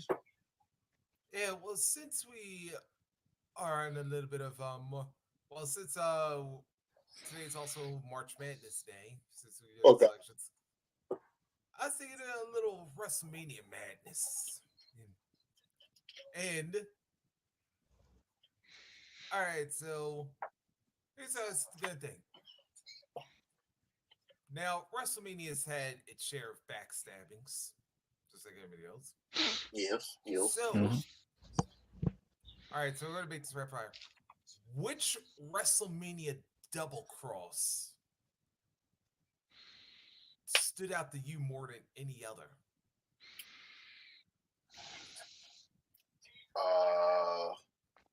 Possibly the first one I've seen. Yeah, it doesn't matter whether it's face to heel or whether it's somebody going from heel to face. Either way. Possibly the first one I've seen. Bad News Brown, Bret Hart, WrestleMania 4. Yep. They thought they would work together, and Bad News Brown that ghetto blast. Hit him with that ghetto blast, which actually slow turned our foundation to face later that year. So that's one. But if you want someone that really stood out, really stood out, WrestleMania 15. The two of them, WrestleMania 15 and WrestleMania 13. DX double cross and the double turn WrestleMania 13, which got Austin up here and made Bret Hart crybaby ass down here, and it was a great summer of 96, 97? Was that 96? 96. Oh. Great year. That was a great summer too. I always thought about 98, but So, Hmm. All right, I, so Dale. I would I would have to say Trish Stratus slapped the shit out of Chris Jericho WrestleMania 20, and Yep. and let's see, and I'm gonna have to say of course the DX betrayal. Yeah. The DX double cross. that was awesome, bro. Yeah. Yeah. That was That's right awesome. there, Phil. All Like right. China came out, Yeah. so she was back with DX. They did a little hand thing in the interview, and no, I just came back to get Triple H. That's all. They're going back Yeah. to corporate. Like, bitch, wait, wait a minute. Wait, yeah, that was awesome. That was awesome. Let's see. My double. Now, I always go Austin McMahon too much, but I so mean, whatever. that counts. That I mean counts. that one is that one That's goes there. easy, but That's there. It's just too obvious. yeah, but all right, but I'm gonna go with one that was basically a match in its own right because as much as we may like go with the Rock and Hogan, but I was like, who would have thought that Toronto? Well, again, Toronto again. I'm about to say, Brought Hulkamania back. think about this for a minute. Think about this for a minute. The last time Toronto had WrestleMania, who was the champion? Hogan. All right. Prior to that, Which the whole crowd watched him leave instead of watching Ocean Warriors celebrate. yep. They got the fireworks and everything. So now WrestleMania comes back to Toronto, and they get Hogan against The Rock. Fuck, wait. And they cheered Hogan. They cheered for The Hogan. Rock. They brought the WrestleMania 6. Remember that big ass Go Rock WrestleMania Yep. 6? Remember that big ass Hulk Hogan poster Yep. that was in the Yep. photo? It was in the same spot. This And not only WrestleMania, that big ass cardboard thing that they had too. That the was one it. he posted like this, Yeah. in the Mhm. same fucking spot. Like y'all left it there for WrestleMania 6. It said, whoever see here, you got to pick this up. And like it was the same spot. I wouldn't call that a turn. Well, I'd say the fans forced that one. The Yeah. fans forced that one because the next night, that's when he go rip the shirt, which pissed me the fuck off, by the way. Yeah. Oh god, that was the shortest NWO ever. He ripped the NWO. Like, you never did that unless it was the Hollywood shirt. You never rip off the NWO shirt like that. How dare you, good sir? But go ahead. But I was like, yeah, and then there was also another turn, but although we should have known this one was coming. Mike Tyson and Shawn Michaels at WrestleMania 14. That nigga got too damn fast. I know that, but then I was like, I was waiting for that knockout to happen. And trust me, there was a lot of people that was punched the shit out of Shawn. That was a Yeah. short right hand. Yep. Who? I mean, thank God for Shawn Michaels. They know how to sell, but he made sure. Hey, I mean, Mike Tyson like the bad man, but that was a short right hand, and Shawn Michaels took a fucking uppercut. Like, you saw how fast he dropped.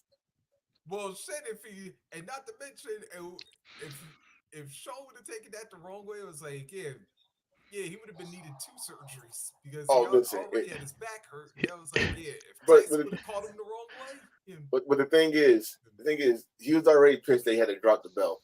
He was already pissed about that. So if he wouldn't have done business, 3 things was gonna happen. And you didn't sell that punch. Okay, Mike will knock you out for real. Because you know, Shawn gonna try and think, I'm not selling that shit. Oh, really? Okay. You go body uppercut. Right, so that's 1. Then 2, you gotta go in the back where the Undertaker that got a black that takes his hand waiting for you. Mm-hmm. That's 2. And then 3, you gotta go home embarrassed. The walk the chain, as they say. You can't come back. You go home and nurse your wounds. That's 3 embarrassing things that would have happened to Shawn Michaels if he didn't sell that punch the way he did. Oh my God. You got your ass whooped in front of Boston. You got your ass whooped in front of the boys. And then you got your feelings hurt. Yep. Sean would have been doing major drugs. It's like, Damn. I got knocked out by Mike Tyson. Fucking Marty beat my ass and shit. No, bro. All right. Well, since we done Oh, we got one more turn. I just saw it. Yep. Andre the Giant beating up Bobby Heenan and Haku WrestleMania 6. Oh yeah. Haku the one hip him out and he's like, fuck this shit, like everybody else shit. Bobby Heenan smacked the Giant. Yeah. And Jesse Ventura said it best. Jesse Ventura said it best. I think his emotions got too big as a Giant. I was like, yeah, boy. Yeah, that was simply the worst mistake Bobby Heenan ever made in his career. I think that's the last good bump he took too. Yeah. Yeah, why you got me because after Warrior did. Man. Yeah. But anyways, all right, well, since we said it's WrestleMania madness, yeah, let's go with Macho Man. And of course, what would you say was Macho's best WrestleMania moment? Did he just ask that? Did he just ask that after we just talked about this match? Yeah, matter of fact, there's two. Macho Man and Ricky the Dragon Steamboat, of course, and Macho Man Randy Savage against Ultimate Warrior, career versus career match. Good. I got three. That's those two. Yep. And his last WrestleMania appearance. Yep. Ain't that when he fought Hulkster at WrestleMania 12? He fought Crush. Yeah. No, we're not talking about that. We ain't talking about that shit. That shit. Nacho Man gets Hulkster. Nacho Man gets Hulkster. No, WrestleMania 10, Masvidal Garden. He beat Crush. And like I said last week, I was at that food concession and he tied them up. And I was like, God damn, I just left there. And he ran to the ring and he won. So it was Macho Man's last one. It was a good one. Yeah. But, you know. But, yeah. I would have said Ric Flair too, but that shit was good. Yeah. That was okay. It was, you know, I think because that was their first time working together ever. First time in WWE. Oh shit! But it was like they did have a pass before that. But hey fellas, I'm going to count that one. I gotta get out of here. I gotta go on early, so I don't know what's going on here. But next week, what's our main event? You so I can get ready for that. 84. Huh? Yeah, our birthday boy Sting. Oh, is his birthday next week? Yep. You old fucker! You just leave us. They have a happy birthday. He was just here in Richmond too. Actually, Wednesday is his birthday. So, that's right. It's WrestleMania 10 and Sting's birthday. Oh my goodness! Crazy how that works out. Yeah, but we definitely got to give him a birthday show next week. But a Dynamite band do it. Yeah, you know they are. Episode 84, the road to episode 100.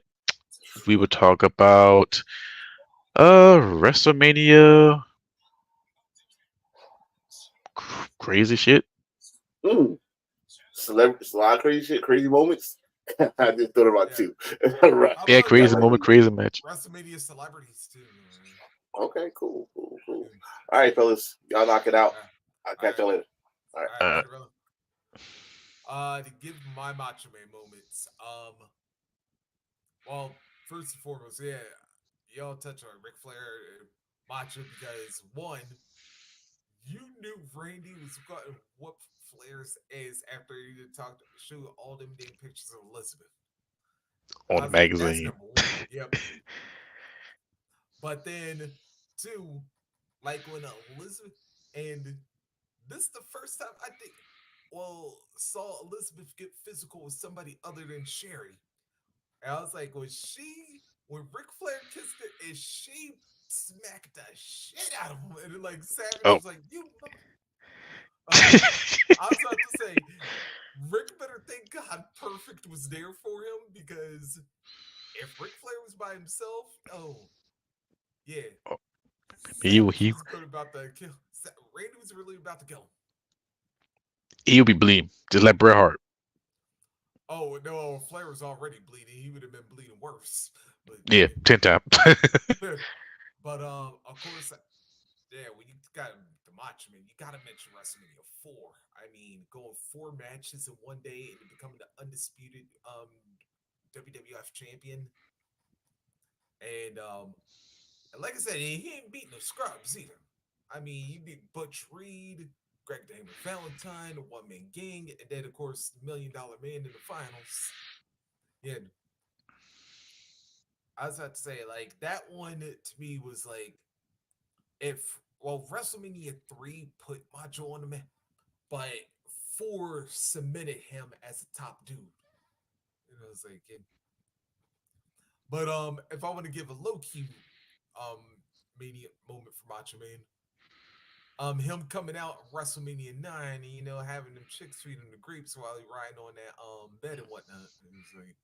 Oh It's yes. like Macho, you mean I was about to say that's why they call him the Macho Man. That's another underrated WrestleMania 9.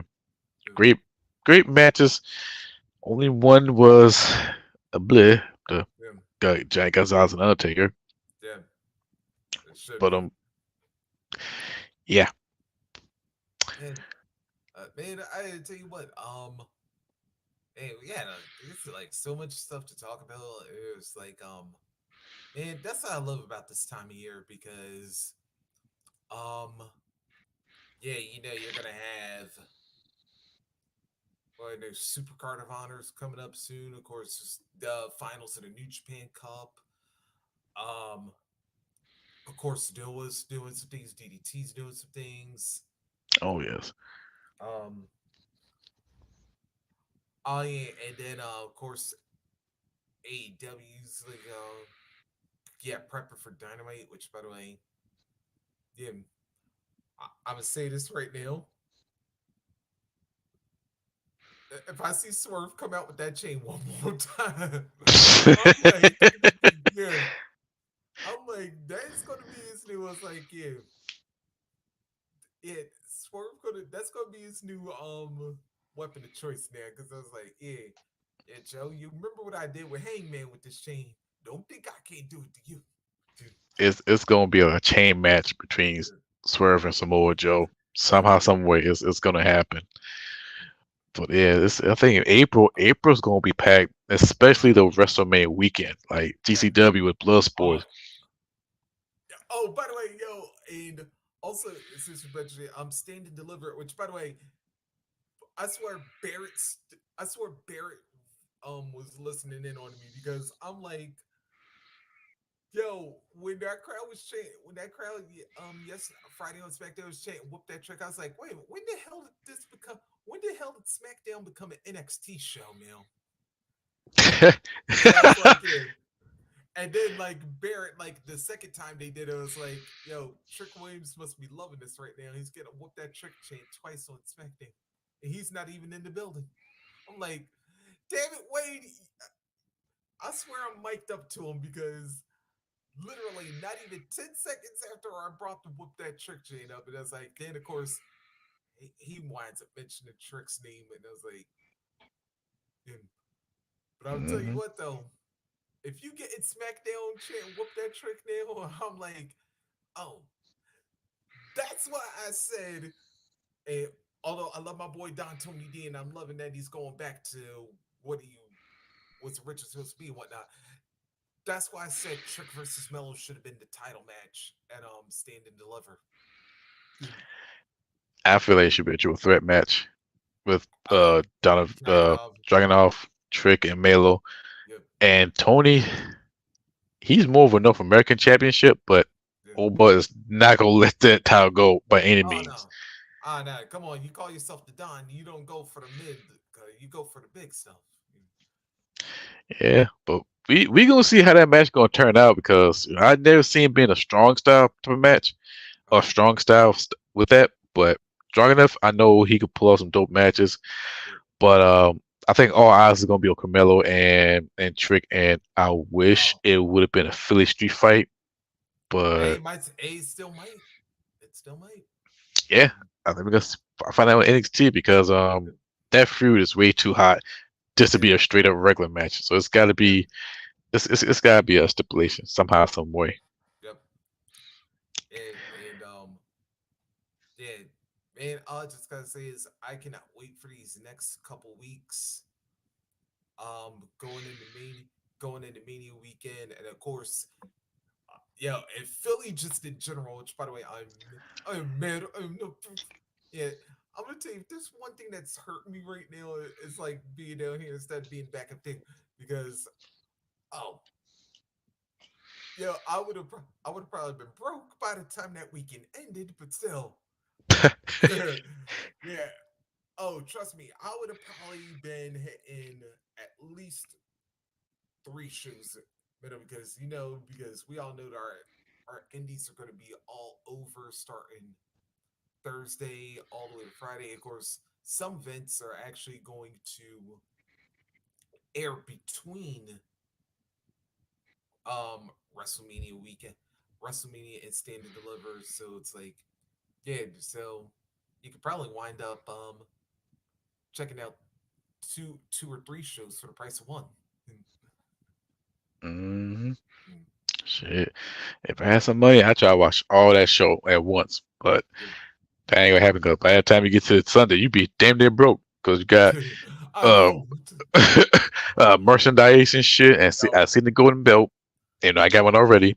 I But was about to say, and plus not to mention the food too, because oh, Philly likes to hook it up. them concession thing be sold out.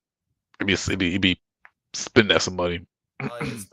Yeah, especially if you get you a cheesesteak, because especially it's a Tony Luke's. Yeah. Oh, about a quick story I gotta tell you. Mm. I remember, I remember the first time I went there back. It was about 20 years ago. I was like looking at all these. Yo, I knew where ECW loved to hang out because, and actually Tony Luke's actually isn't too far from Swanson and Rittner, so it's like yeah. So it's like yeah, seeing who did I see there? I saw pictures of Public Enemy, Balls and Axel, Sandman was there, Tommy was obviously there. Think I think Guido was there, but it was like Francine was even there. Yeah. I was like, yeah, a lot of the ECW folk, yeah, yeah, they was definitely chill up at Tony Luke's after a show, maybe before and after a show.